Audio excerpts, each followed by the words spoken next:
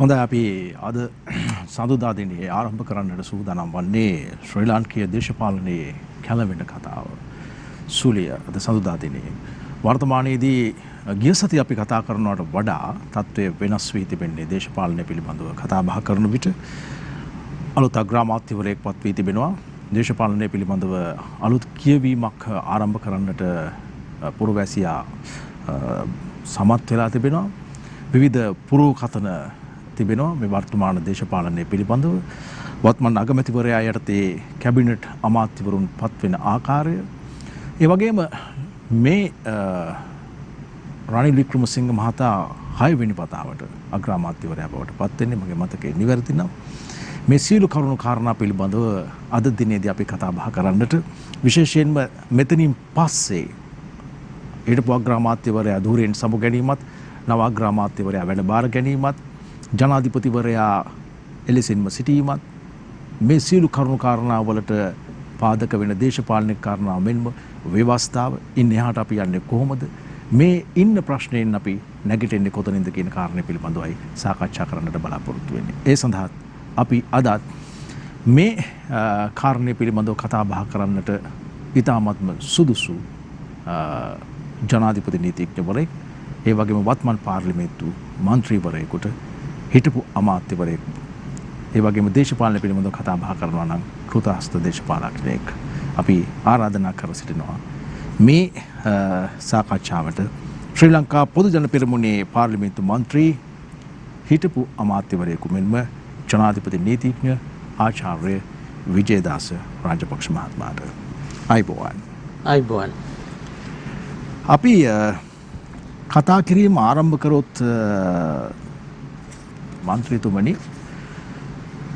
2020 මහමැතිවරණයෙන් පස්සේ 3/2 පාර්ලිමේන්තු බලයක් නැත්නම් පාර්ලිමේන්තුවේ බහුතරයක් දිනා ගනිමින් වත්මන් ආණ්ඩුව බලයට පත් වෙනවා. එවකට ඔබතුමත් ඡන්දය ඉල්ලුවේ ශ්‍රී ලංකා පොදු ජන පෙරමුණේ යටතේ.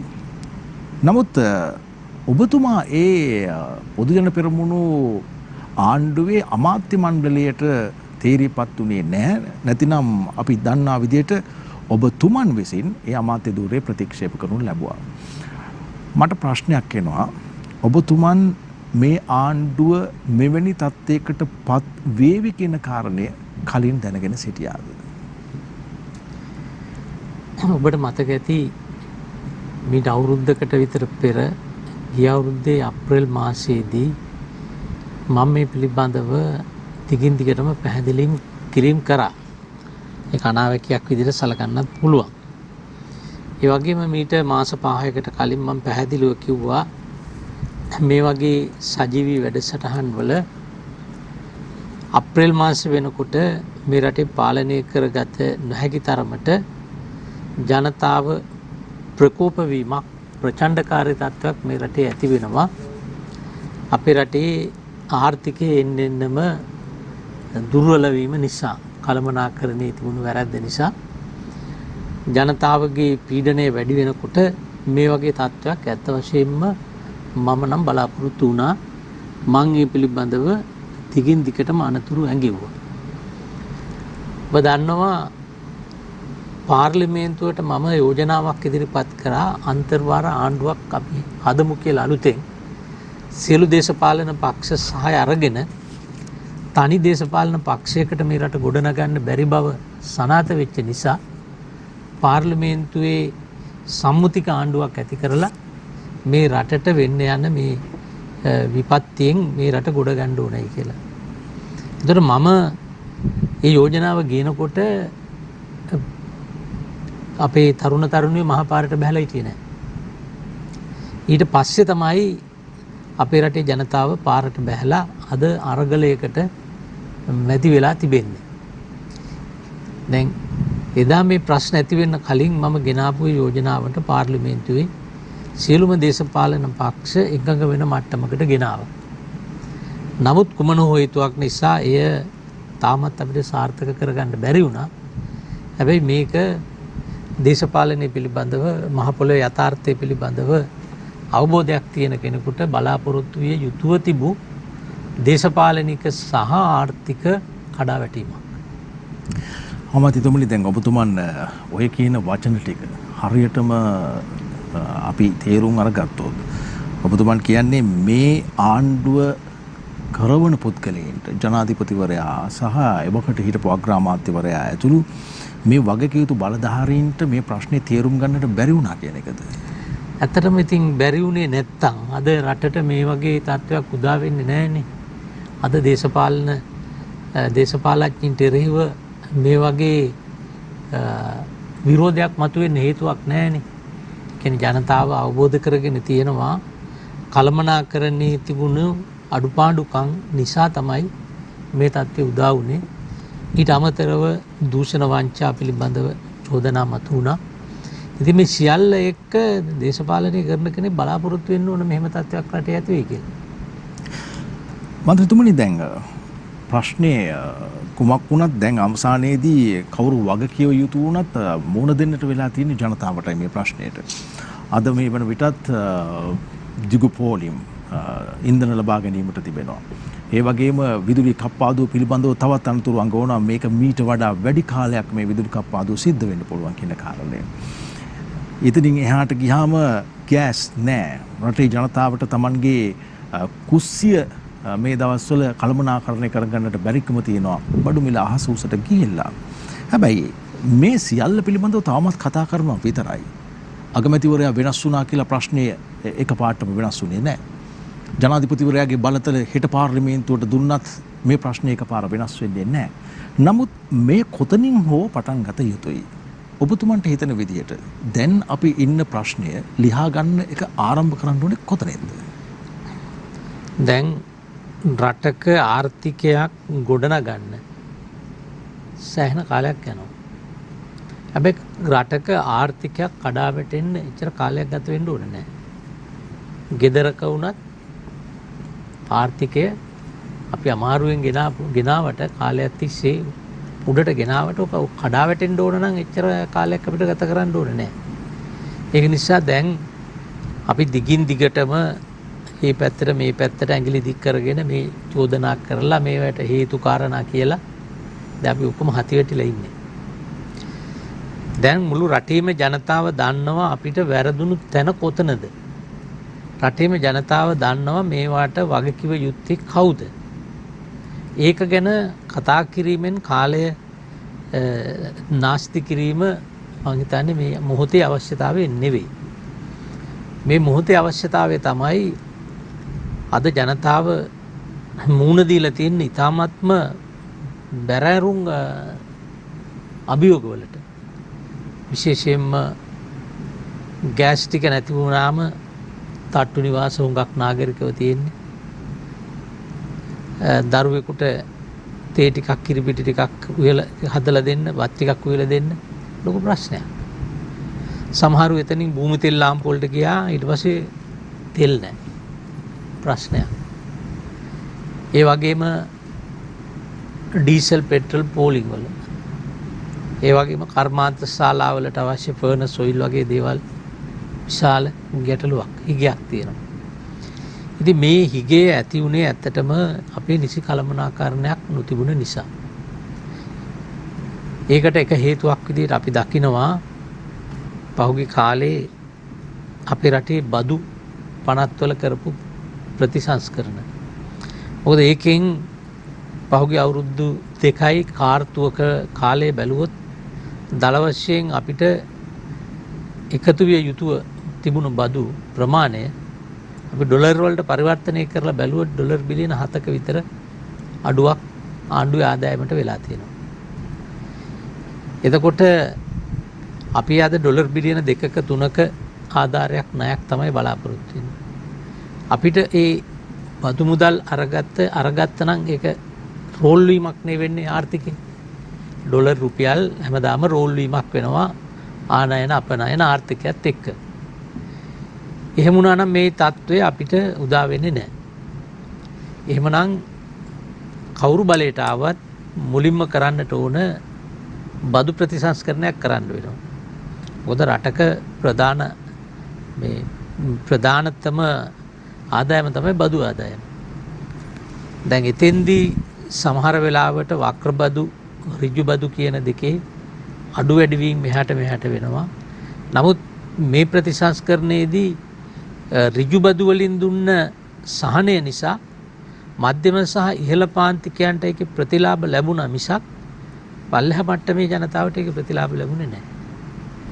ඒකත් එක හේතුවක් වෙලා තියෙන. ඒ වගේම පොහොර ප්‍රතිපත්තිය නිසා ආර්ථිකයේ ඒ කියන්නේ ප්‍රොඩක්ෂන්ස් අපේ නිෂ්පාදන ද්‍රව්‍ය කෘෂි නිෂ්පාදන ද්‍රව්‍ය වල ලොකු අඩුවක් මේ කාල සීමාවේ ඇවිල්ලා තියෙනවා. ඉතින් මේ ප්‍රශ්න නිසා අපිට ආර්ථිකය ගොඩ ගන්න අලුත් මාවත් හොයන්න වෙලා තියෙනවා.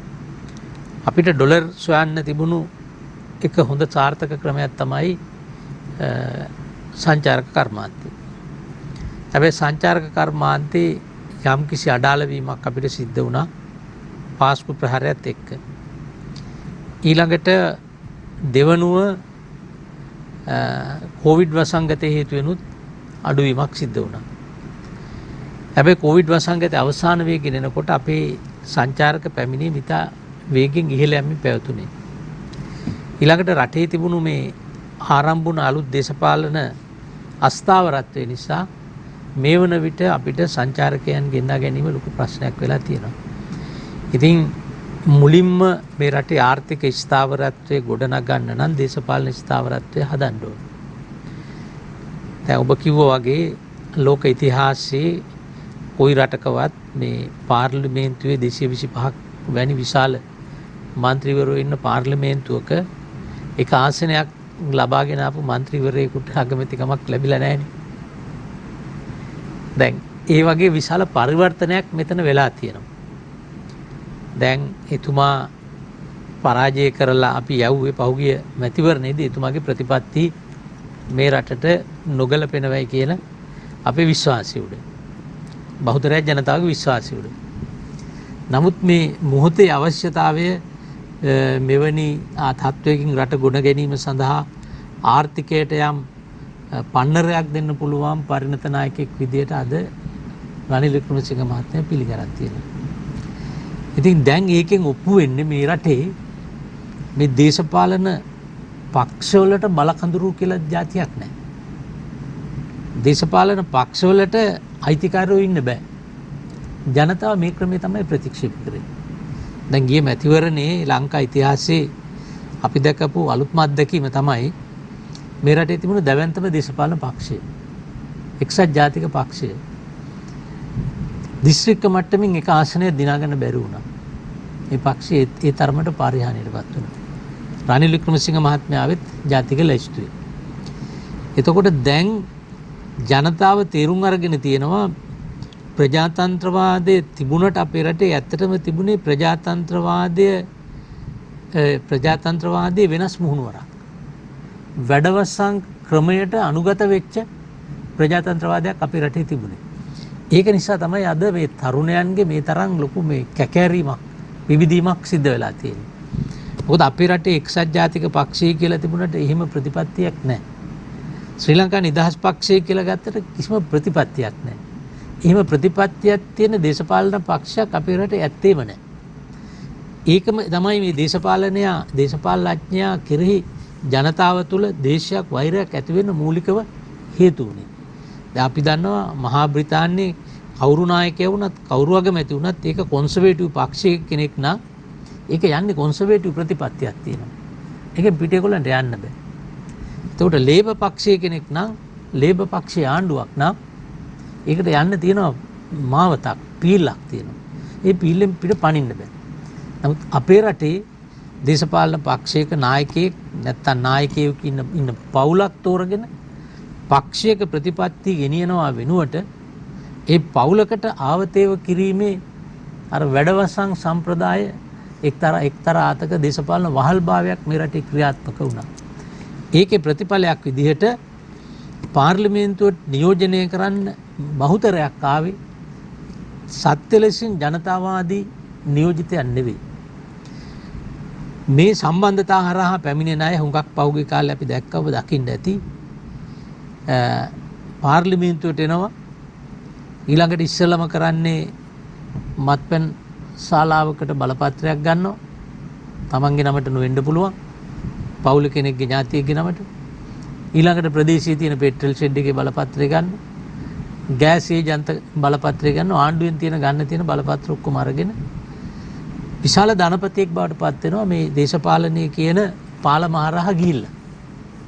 ඉතින් ඒ ක්‍රමය නතර කරන්න කියලා තමයි අද තරුණයෝ පාරට බහැලා තියෙන්නේ.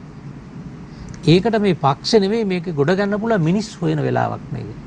ඒක නිසා කවුරු බලය ගත්තත් මේ වෙලාවේ අපි කාටත් පුරවැසියෝ විදියට වගේම පාර්ලිමේන්තුවේ මහජන නියෝජිතයෝ විදියට රට අරාජික වෙන්න නොදී මේ ආර්ථික අහීනියෙන් ගොඩ ගන්න දායක විය යුතුව තිබෙනවා. මන්ත්‍රීතුමනි දැන් ප්‍රතික්ෂේප කරුණේ ජනතාවගේ අතින් මේ දේශපාලඥයෝ 225 දෙනාව මේ ක්‍රමය ඕන් ඉල්ලා සිටින්නේ මේ සිස්ටම් එක වෙනස් කරන්නට අවශ්‍යයි. අපිට හෙටක් දකින්නට නම් මීට වඩා රටේ පැහැදිලි ප්‍රතිපත්තීන් ක්‍රියාත්මක විය යුතුයි. සැලසුම් ක්‍රියාත්මක විය යුතුයි. ප්‍රතිපත්ති සම්පාදනය කරන තැන සැලසුම් හදන තැන නීති හදන තැන මීට වඩා පිරිසිදු විය යුතුයි කියන කාරණය.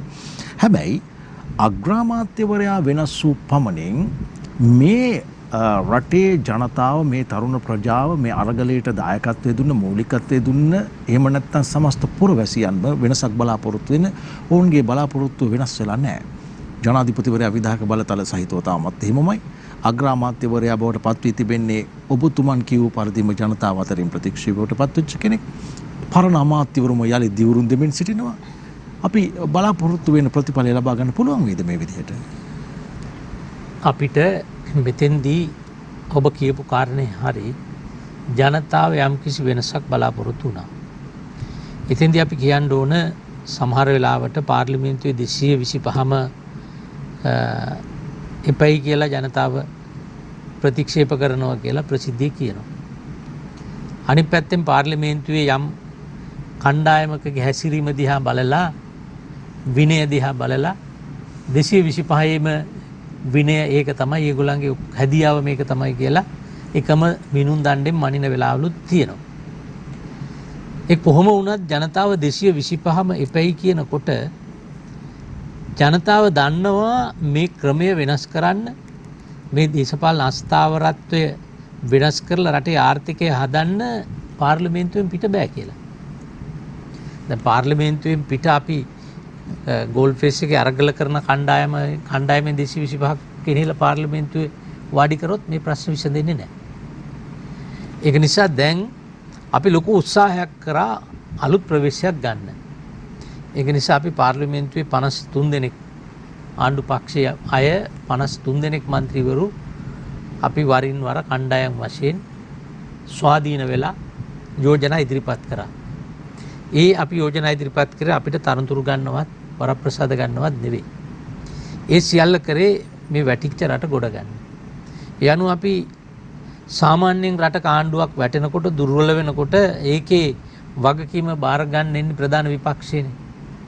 ඒ නිසා අපි ප්‍රධාන විපක්ෂයට ආරාධනා කරා ජනාධිපතිතුමා එකඟතාවයකට අපි ලක් කරගත්තා ප්‍රධාන විපක්ෂයට මේ රටේ ආණ්ඩු බලය දෙන්න. හැබැයි ප්‍රධාන විපක්ෂය ගන්න කැමතිුනේ නැහැ.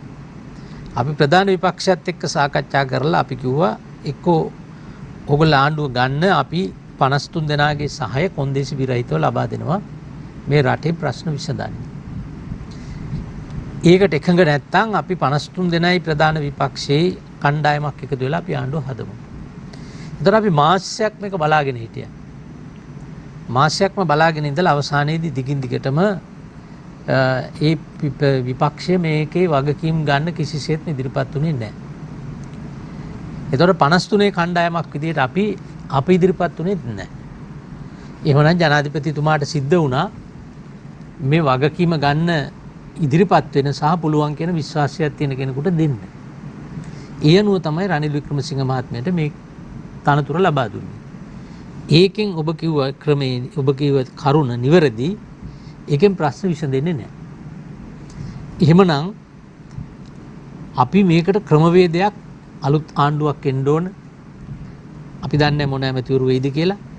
ඒ කවුරු ආවත් ඒ කණ්ඩායමත් එක්ක එකතු වෙලා මේ රටේ දේශපාලන ස්ථාවරත්වය ඇති කරමින් රටේ ආර්ථිකය ගොඩ ගන්න වැඩපිළිවෙලකට අපි යන්න ඕනේ. ඒ සඳහා අපි දායකත්වයේ පූර්ණ දායකත්වය ලබා දෙන්න අපි කැප වෙලා ඉන්නවා.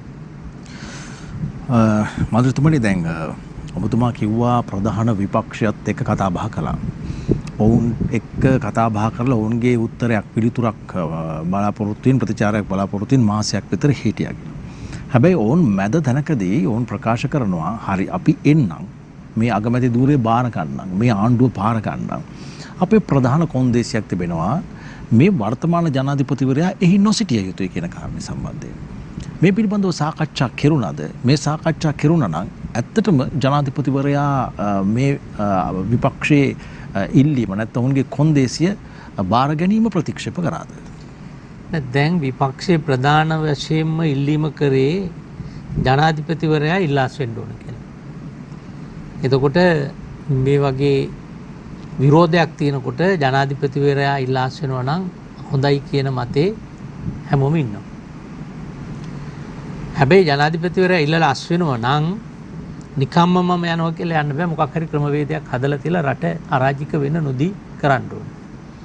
ඒක නිසා තමයි අපි යෝජනා කරේ අපිට මුලින්ම පාර්ලිමේන්තුවට බලය දෙන්න. අපි යම්කිසි විශාල බලයක් ජනාධිපතිවරයාගෙන් ඉවත් කරලා 19 වෙනි සංශෝධනයෙන් පාර්ලිමේන්තුවට ගත්තා. පාර්ලිමේන්තුවට සහ අමාත්‍ය මණ්ඩලයට. එවනම් අපිට වහාම නැවතත් 19 වෙනි සංශෝධනයේ තිබුණු ස්වරූපේ බලය පාර්ලිමේන්තුවට තහවුරු කරන ක්‍රමවේදයට අපිට යන්න ඕන කියලා. එතකොට මේ අපි සාකච්ඡාවට දෙක තුනක් තිබුවට පස්සේ ජනාධිපතිතුමා ඒකට එකඟ වුණා. ඒ අනුව මම 21 වෙනි සංශෝධනය ඉදිරිපත් කරලා තියෙන්නේ පෞද්ගලික മന്ത്രി යෝජනාවක් විදියට. දැන් ආණ්ඩු පක්ෂයෙන් සියලු පක්ෂවල එකඟතාවය ඒකට ප්‍රකාශ වෙලා තියෙනවා. දැන් ප්‍රධාන විපක්ෂය ඉදිරිපත් කරලා තියෙනවා තවත් ආණ්ඩු ක්‍රම ව්‍යවස්ථා සංශෝධනයක්. එතකොට ඒකෙන් කියන්නේ විධායක ජනාධිපති ක්‍රමය සම්පූර්ණයෙන් අහෝසි කරන්න ඕන කියලා. අපේ සාකච්ඡාවලදී අපි පැහැදිලිව කියන්නේ අපි ස්වාධීන 53 දෙනාගේ කණ්ඩායම අනුව අපි පැහැදිලිව කිව්වා විධායක ජනාධිපති ක්‍රමය අහෝසි කරනවා නම් අපිට ඒක සලකා බලන්න පුළුවන්. හැබැයි ඊට සමගාමීව මේ රටේ තියෙන මැතිවරණ ක්‍රමයත් 13 වෙනි සංශෝධනයේ යම් ප්‍රතිපාදනත් වෙනස් කිරීමක් එක්ක මිසක් ඒක කරන්න බෑ. අනිත් එක අපි පාර්ලිමේන්තුවේ 225ම එකඟ වුණත් විධායක ජනාධිපති ක්‍රමය ඉවත් කරන්න ඒ අපේ ආණ්ඩු ක්‍රම ව්‍යවස්ථාව අනුව ඊට ජනමත විචාරණයකට යන්න ඕනේ. එතකොට මේ රට වැටිලා තියෙන වෙලාවේ ජනමත විචාරණයකට යන්න පුළුවන් තත්ත්වයක් නැහැ. ඒ නිසා ඒක ප්‍රායෝගික නැහැ. ඒක නිසා අපි 19 සංශෝධනයේ ස්වරූපයේ සංශෝධනයකට ගිහිල්ලා අපි දෙවනුව අලුත්ම ආණ්ඩු ක්‍රම ව්‍යවස්ථාවක් නිර්මාණය කිරීම පිළිබඳව සාකච්ඡාව ආරම්භ කරමු. ඒක තමයි අපේ යෝජනාව. හොඳයි. අද අපි අනිත් එකක් කියන්න ඕනේ දැන් ජනාධිපතිතුමාට යන්න කියලා කියන්න ඡන්දෙ දීපු නොදීපු රටේ පුරවැසියන්ට එහෙම අයිතියක් තියෙනවා. අදහස් ප්‍රකාශ කිරීමේ අයිතියත් එක්ක. අපිටත් ඒ අයිතිය තියෙනවා. හැබැයි අපි පාර්ලිමේන්තුවේ മന്ത്രിවරු විදිහට ජනාධිපතිවරයා යන්න ඕනේ කියන ස්ථාවරය අපි ඉන්නවා නම් ඒකට ආණ්ඩු ක්‍රම ව්‍යවස්ථාවෙන් ක්‍රමවේදයක් දීලා තියෙනවා. දෝෂාභියෝගයක් ගෙනල්ලා ඕනේ ඒක කරන්න. ඒ නිසා අපිට ඒක පාරේ ඉඳන් කරන්න පුළුවන් දෙයක් නෙවෙයි.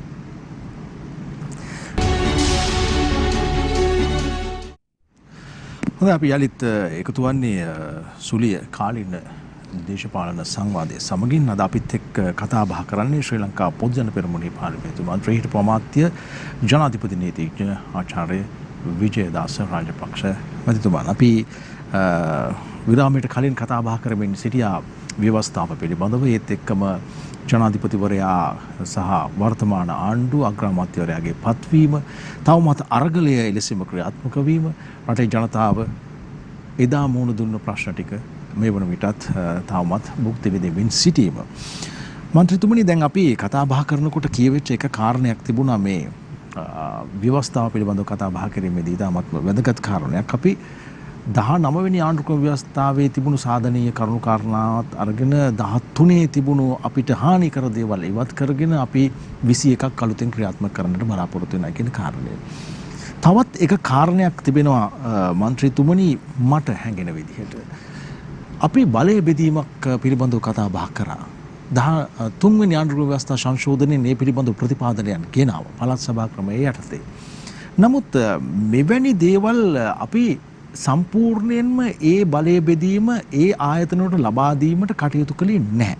එහෙම වුණා නම් ඒ පළාත් මට්ටමින් හෝ ඒ යම් මහජන නියෝජිතයන් ක්‍රියාත්මක වන යම් ආයතන මට්ටමින් හෝ මෙවැනි ප්‍රශ්න ඇතිවන්නට නොදී ඔවුන්ගේ පාලන ප්‍රදේශවලදී ඔවුන්ට මේ ප්‍රශ්න විසඳ ගන්නටත් පුළුවන්කම තියෙන්න තිබුණා. 13 තියෙන බලය බෙදීම 21ට ඔබ අරගෙන යනවාද ගෙනියනවා නම් ගෙනියන්නේ කොයි විදියටද? නෑ අපි 21 වෙනි සංශෝධනයේ යටතේ 13 වෙනි සංශෝධනයෙන් ගෙනාපු බලතල බෙදීම සම්බන්ධ ප්‍රතිපාදනවල කිසි වෙනසක් කරන්නේ නැහැ. දැන් ඔබ කියපු 13 වෙනි සංශෝධනයේ හොඳ පැතිත් තියෙනවා නරක පැතිත් තියෙනවා. දැන් රටේ බහුතරයක්ගේ මතය නම් පළාත් සභාවලින් ඒ තරම්ම ප්‍රයෝජනයක් නැහැ කියන එක. ඒකට හේතුවක් තිබෙනවා පළාත් සභා අපිට නඩත්තු කරන්න පළාත් සභාවලට වෙන් කරන මුදල් වලින් 40ක් 45ක් විතර වෙන් කරන්න වෙනවා. ඒතර ඒ වගේම සංවර්ධන කටයුතු වලට වියදම් කරන්න තියෙන ප්‍රතිශතේ ප්‍රමාණවත් නැහැ. අනිත් පැත්තෙන් ගත්තම ඔය ප්‍රායෝගික ක්‍රියාකාරීත්වයේ බලපුවාම හුඟක් පළාත් සභාවල් වලට වෙන් කරපු මුදල් වලින් අවුරුද්ද අවසාන වෙනකොට වැඩ කිරලත් නැහැ. සමහර පළාත් සභාවල ඒවා භාණ්ඩාගාරයට ආපහු මුදල් ගෙන ගන්න සිද්ධ වෙනවා. ජනතාව දැන් කියනවා පළාත් සභාව තිබ්බට වැඩිය හොඳින් ක්‍රියාත්මක වෙනවා කියලා ආණ්ඩුකාරවරුන් යටතේ. ඇත්තටම ඔව් ජනතාව විශාල මුදලක් දීලා නඩත්තු කරපු 450ක් විතර මතක විදියට മന്ത്രിවරු ඇමතිවරු කණ්ඩායමක් එක්ක බලනකොට ඒ අද ඒ වියදම ඉතුරු වෙලා තියෙනවා. ඒ අනුව ආණ්ඩුකාරවරයා තමන්ගේ බලතල ක්‍රියාත්මක කිරීම හරහා ජනතාවට එහෙම ලොකු අඩුවක් පෙනෙන්නේ නැහැ මේ മന്ത്രിවරු ඇමතිවරු නොහිටියයි කියලා. ඒ වගේ තත්ත්වයක් උදා වෙච්ච නිසා තමයි දැන් රටේ ජනතාවගේ ලොකු විරෝධයක් තියෙනවා. අපි පළාත් සභා ඡන්දයක් තියෙනවා කිව්වොත් විරෝධයක් තියෙනවා. සමහරට උතුරු නැගෙනහිර ප්‍රදේශයේ ඒකේ තත්ත්වය වෙනස් වෙන්න පුළුවන්. නමුත් දැන් ওই පළාත් සභාවක් ඕනේ කියලා ඉල්ලා සිටින්නේ මේ පළාත් සභාවල් වල හිටපු අය සහ එහි තනතුරු ගන්න බලාපොරොත්තු වෙන ඉන්න අය විතරයි. ඒකෙන් මම කියන්නේ මේ බලතල බෙදීමක් අපේ රටේ අවශ්‍ය නැහැ කියලා. හැබැයි එහෙම කරනවා නම් අපි විද්‍යාත්මක ක්‍රමයකට කරන්න ඕන හේතුව මේ 13 වෙනි සංශෝධනය අපේ රටේ භූදේශපාලනය පිළිබඳව ආර්ථිකය පිළිබඳව දේශපාලන බුද්ධිමට්ටම පිළිබඳව අධ්‍යයනයක් කරලා ඒකට අපේ රටට ගැලපෙන්න හදපු ක්‍රමයක් නෙවෙයි. අපේ රට ඔබට මතකයි අස්ථාවර වෙච්ච වෙලාවේ උඩින් පරිප්පු දාලා එදා හිටපු රාජ්‍ය නායකයාට බල කරලා ඉන්දියානු රාජ්‍ය විසින් බලාත්කාරයෙන් කරගත්ත දෙයක්. ඉතින් ඒක නිසා ඒකේ සාර්ථකත්වයේ එච්චර හොඳ මට්ටමකට ඒ කියලා අපිට බලාපොරොත්තු වෙන්නත් බෑ.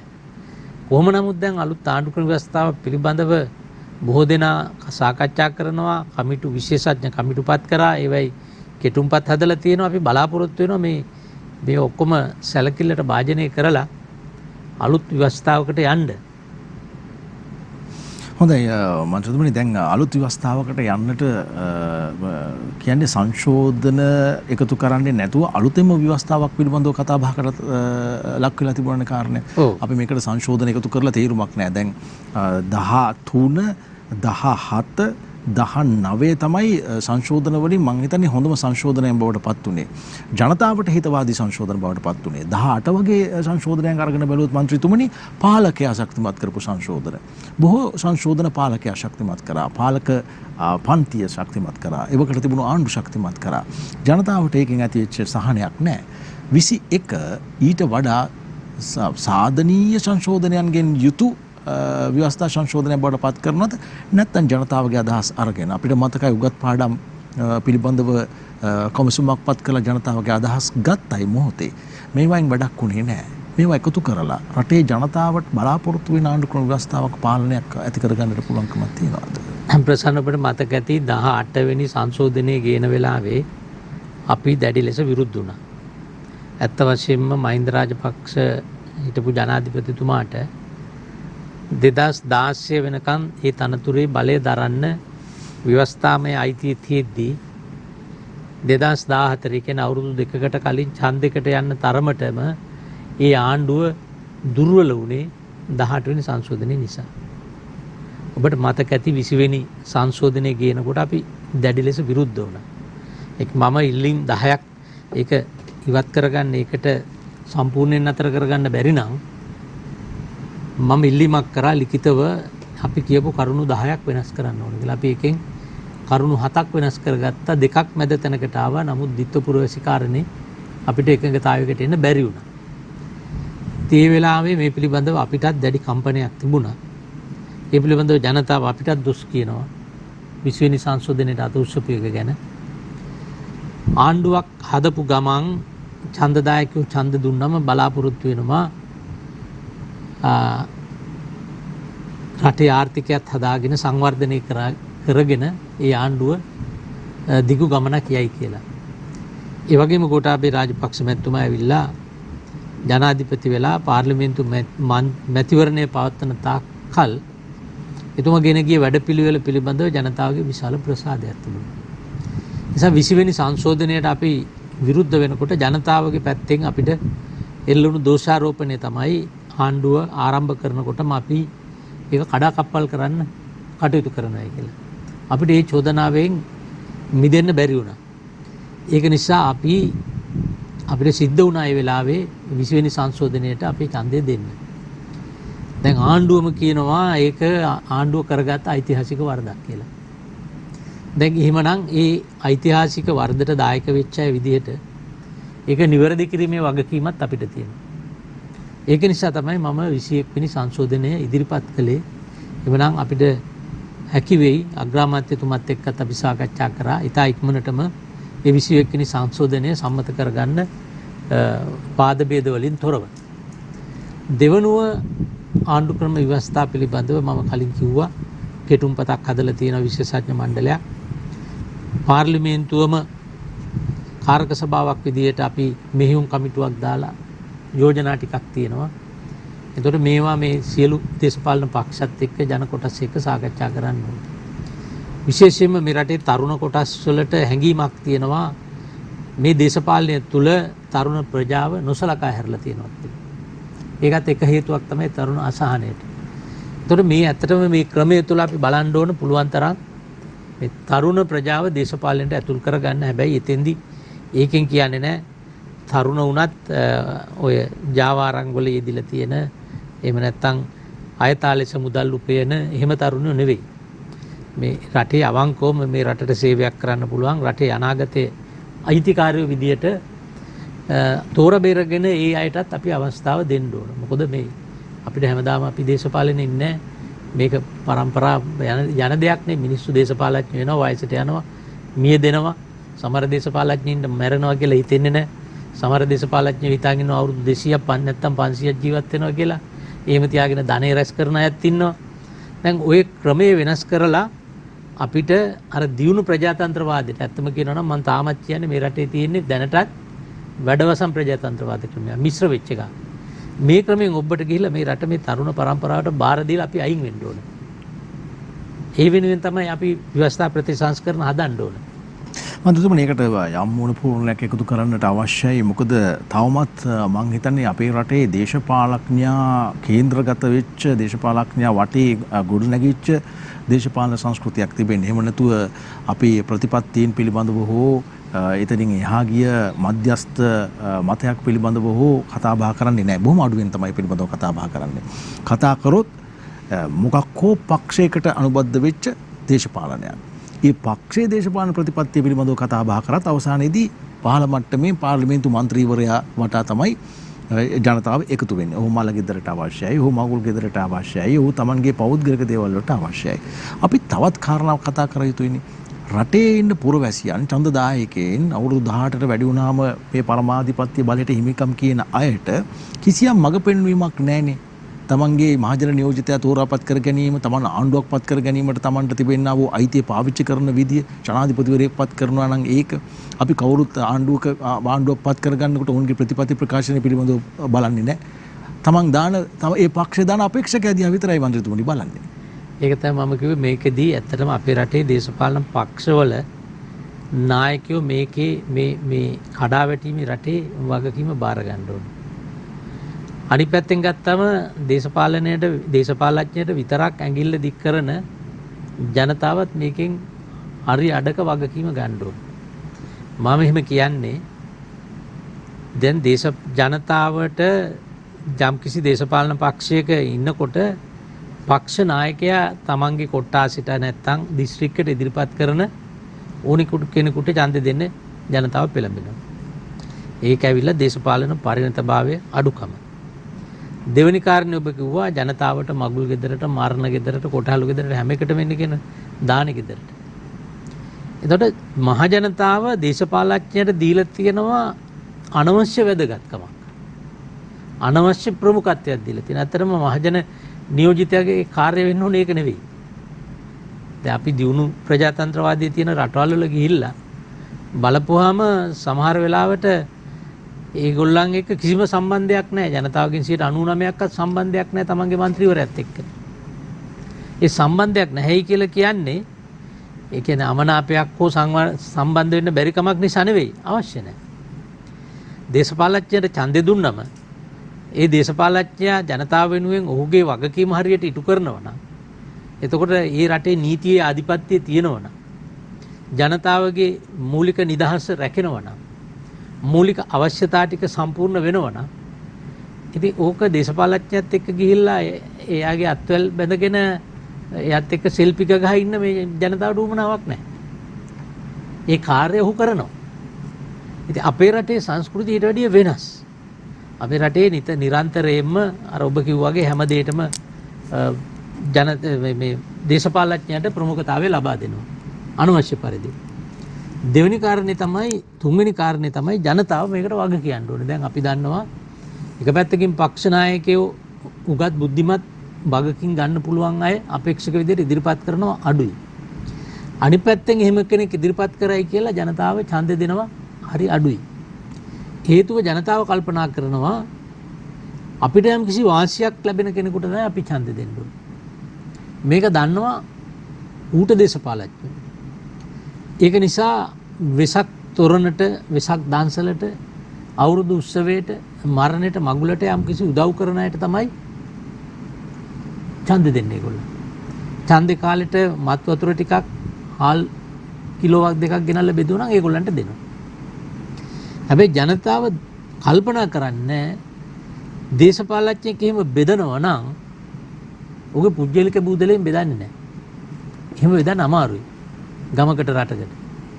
එහෙමනම් මේ මහජන මුදල් වලින් අපි හිතමුකෝ කෝටි 10ක් මංකොල්ල කාලා කොමිස් ගහලා ඒකෙන් කෝටි 2ක් 3ක් මැතිවරණ කාලේදී වියදම් කරා නම් දිනන්න පුළුවන්.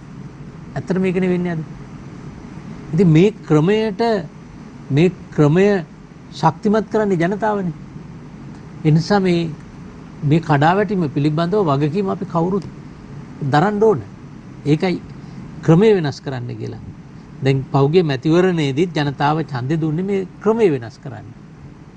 හැබැයි අපිට ඒක කරගන්න තාම බැරි වෙලා තියෙනවා.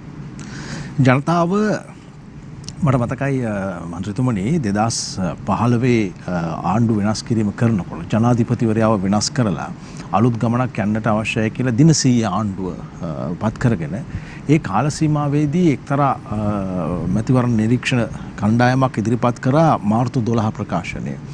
ඒ කියවුණා මේ හැම පක්ෂයක්ම එකඟ වුණා ගුණාත්මක දේශපාලනයක් බිහි කරන්නට අවශ්‍ය කරන පරිසරය මහජනයාගේ පැත්තෙනුත් දේශපාලන පක්ෂවල පැත්තෙනුත් මේ ඉෂ්ට සිද්ධ කරන්නට අවශ්‍ය කියන එකඟතාවය. හැබැයි තවමත් අපි ඒක දකින්නේ නැහැ. කිසිම ප්‍රමිතියක් නැති දේශපාලකයෙක් තමයි එන්නේ. නමුත් පහුගිය මැතිවරණයේදී අපි දැක්කා උගතුන් බුද්ධිමතුන් විශේෂයෙන්ම ඔබ නියෝජනය කරන වර්තමානයේ ඔබ සමාජකත්වයේ දරන ශ්‍රී ලංකා පොදු ජන පෙරමුණ ඇතුළට ගේන්නට වියත් මග වගේ එළිය වගේ සංවිධාන කතිකාවන් කවයන් සෑහෙන උපකාරී වුණා. ආවා. බොහෝ අය වියත් මග නියෝජනය කරමින් වෘත්තිකයන් විද්වතුන් ගොඩක් අය ආවා. හැබැයි අපි බලාපොරොත්තු වෙච්ච අර අපි ඔබ කියන මේ මගුලට මරණයට යන දේශපාලඥයා තරම්වත් උන්ගෙන් වැඩක් උනේ නැහැ කියන එක තමයි ජනතාවගේ මතය. දැන් ප්‍රසන්න අපේ රටේ ප්‍රජාතන්ත්‍රවාද අපිටම ආවේනික ගති ලක්ෂණ තියෙනවානේ. අපි ජනාධිපති අපේක්ෂකයෙක් දිනන්න කටයුතු කරනකොට ඒකට තේමාවක් එනවනේ. දැන් ප්‍රේමදාස ජනාධිපතිගේ කාලයේ අත්දැකීම් එක්ක 94 ජනාධිපති මැතිවරණයක් එනකොට රටේ ජනතාවට ඕනුනේ දූෂණයෙන් භීෂණයෙන් තොර දූෂණය නතර කරන්න පුළුවන්, භීෂණය නතර කරන්න පුළුවන්, ප්‍රජාතන්ත්‍රවාදය ස්ථාපිත කරන්න පුළුවන්, සාමය ගේන්න පුළුවන් ජනාධිපතිවරයෙක්. ජනතාව තේරුවා චන්ද්‍රිකා බණ්ඩාරනායක කුමාරතුංග මැතිණිය. එතුමිය අවුරුදු 11ක් තිස්සේ එතුමියට හැකි උපරිම ආකාරයෙන් ඒ කටයුතු ඉෂ්ට කරා. භීෂණය රටේ නැති කරා, ප්‍රජාතන්ත්‍රවාදය ස්ථාපිත කරා, දූෂණය යම් ප්‍රමාණයකට සෑහෙන ප්‍රමාණයකට අවම කරා, සාමය ගේන දැඩි උත්සාහයක් දරුවා. ඊළඟට 2005 ජනාධිපතිවරණයකට ජනතාව ඉල්ලුවේ යුද්ධයක් කරලා දිනන්න පුළුවන් ජනාධිපති කෙනෙක්.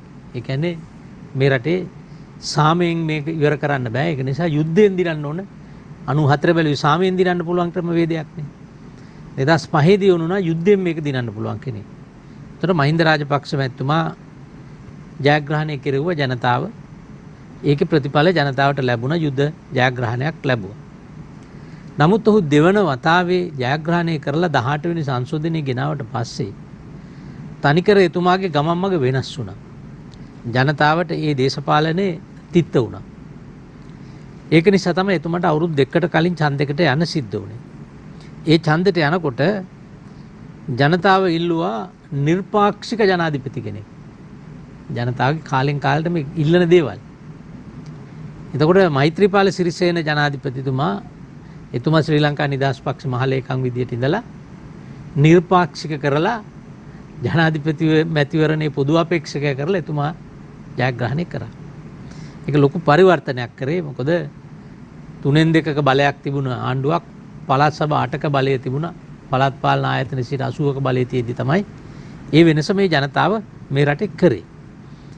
නමුත් එතුමාත් ඇවිල්ලා නිර්පාක්ෂිකයි කියලා කිව්වට ඒ විවස්ථාව අනුව එතුමා සභාපති වෙනවා ශ්‍රී ලංකා නිදහස් පක්ෂෙත් එක්සත් ජනතා නිදහස් සන්ධානෙත්. එතකොට එතුමාට එතෙන්දී දේශපාලනීකරණය වෙන්න සිද්ධ වුණා. එතකොට ඒ අවස්ථාවේදී අපි 19 සම්මත කරගත්ත. ඇත්තටම 19 මුල අවුරුදු 3ක් විතර යනකම් ඉතාමත් හොඳට සාර්ථකව කෙරගෙන ආවා. අවසානයේදී අගමැතිවරයාත් ජනාධිපතිවරයාත් අතර යම්කිසි බලය සඳහා යම්කිසි තිබුණනේ අරගලයක්. ඒක ප්‍රතිඵලයක් විදිහට තමයි රට යම්කිසි අරාජික තත්වයකට පත් වුණේ. ඒ වෙලාවේ තමයි මේ පාස්කු ප්‍රහාරය එල්ල වුණේ. ඔබට මතක ඇති. ඒකත් අපි බලාපොරොත්තු වුණ දෙයක්.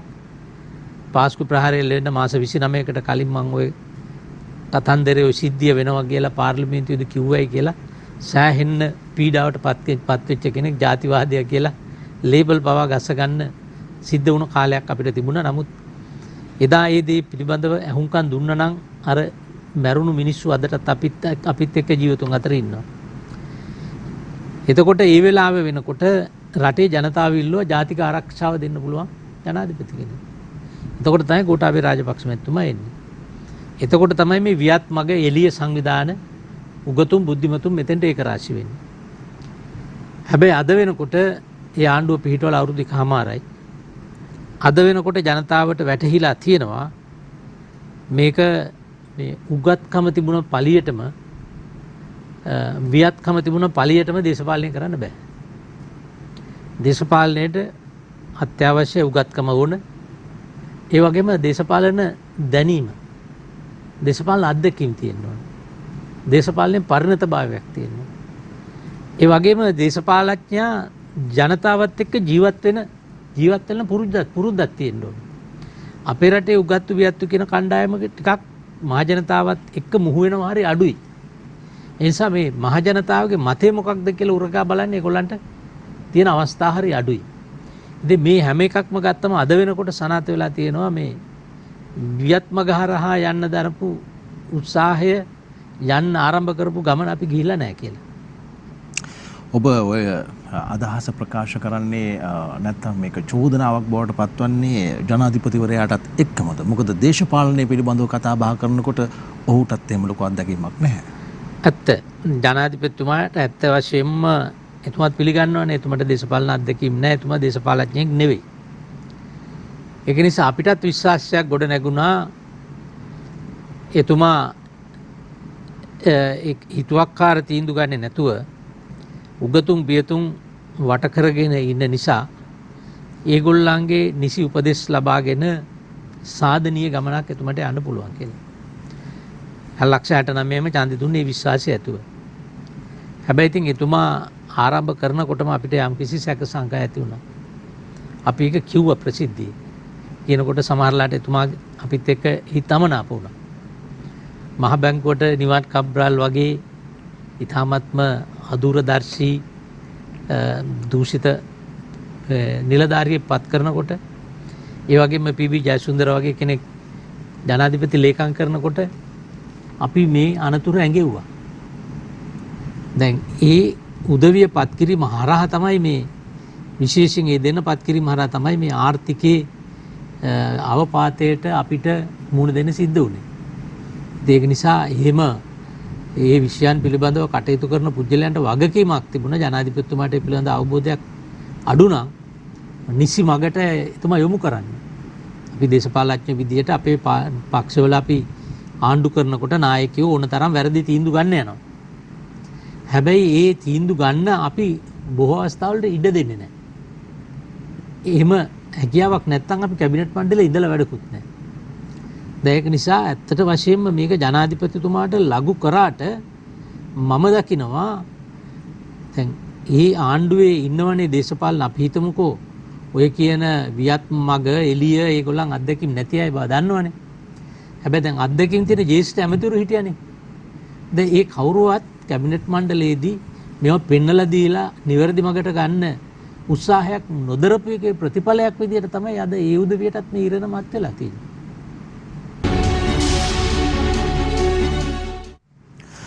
හොඳ අපි ශ්‍රී ලාංකීය කැළඹෙන දේශපාලනයේ කතාව සුලිය සෞන්දර්ය දිනේදී අපි කතා බහට එක් කරගත්තේ ශ්‍රී ලංකා පොදු ජන පෙරමුණේ පාර්ලිමේන්තු මන්ත්‍රී හිටපු අමාත්‍ය ජනාධිපති නීතිඥ ආචාර්ය විජේදාස රාජපක්ෂ මන්ත්‍රීතුමන් අපි විරාමයට කලින් අපි මේ කතා බහ නැවතුනේ දේශපාලඥයා කියන පුද්ගලයා කවුද ඔහු මනවින් Tamanගේ කාර්යභාරය තීරුම් අරගෙන තිබෙනවාද උසස් දේශපාලන සංස්කෘතියක් බිහි කරන්නට යයි කියා ගනිමින් අපේ විද්වතුන් බුද්ධිමතුන් වෘත්තිකයින් එකතු කරගත්තාට ඒ ප්‍රතිඵලය අපිට සැබවින්ම භුක්ති විඳින්නට පුළුවන් වුණාද කියන කාරණය. මන්ත්‍රීතුමනි දැන් මෙහෙම කතා කරමු අපි යමු 2015 දී කරපු වෙනස. දැන් සැමෝටම අවශ්‍ය වුණා 2015 දී වෙනසක් කරන්නට. ඊළඟට මේ වෙනස නිකන් නෙමෙයි ඔවුන් බලාපොරොත්තු වුණේ.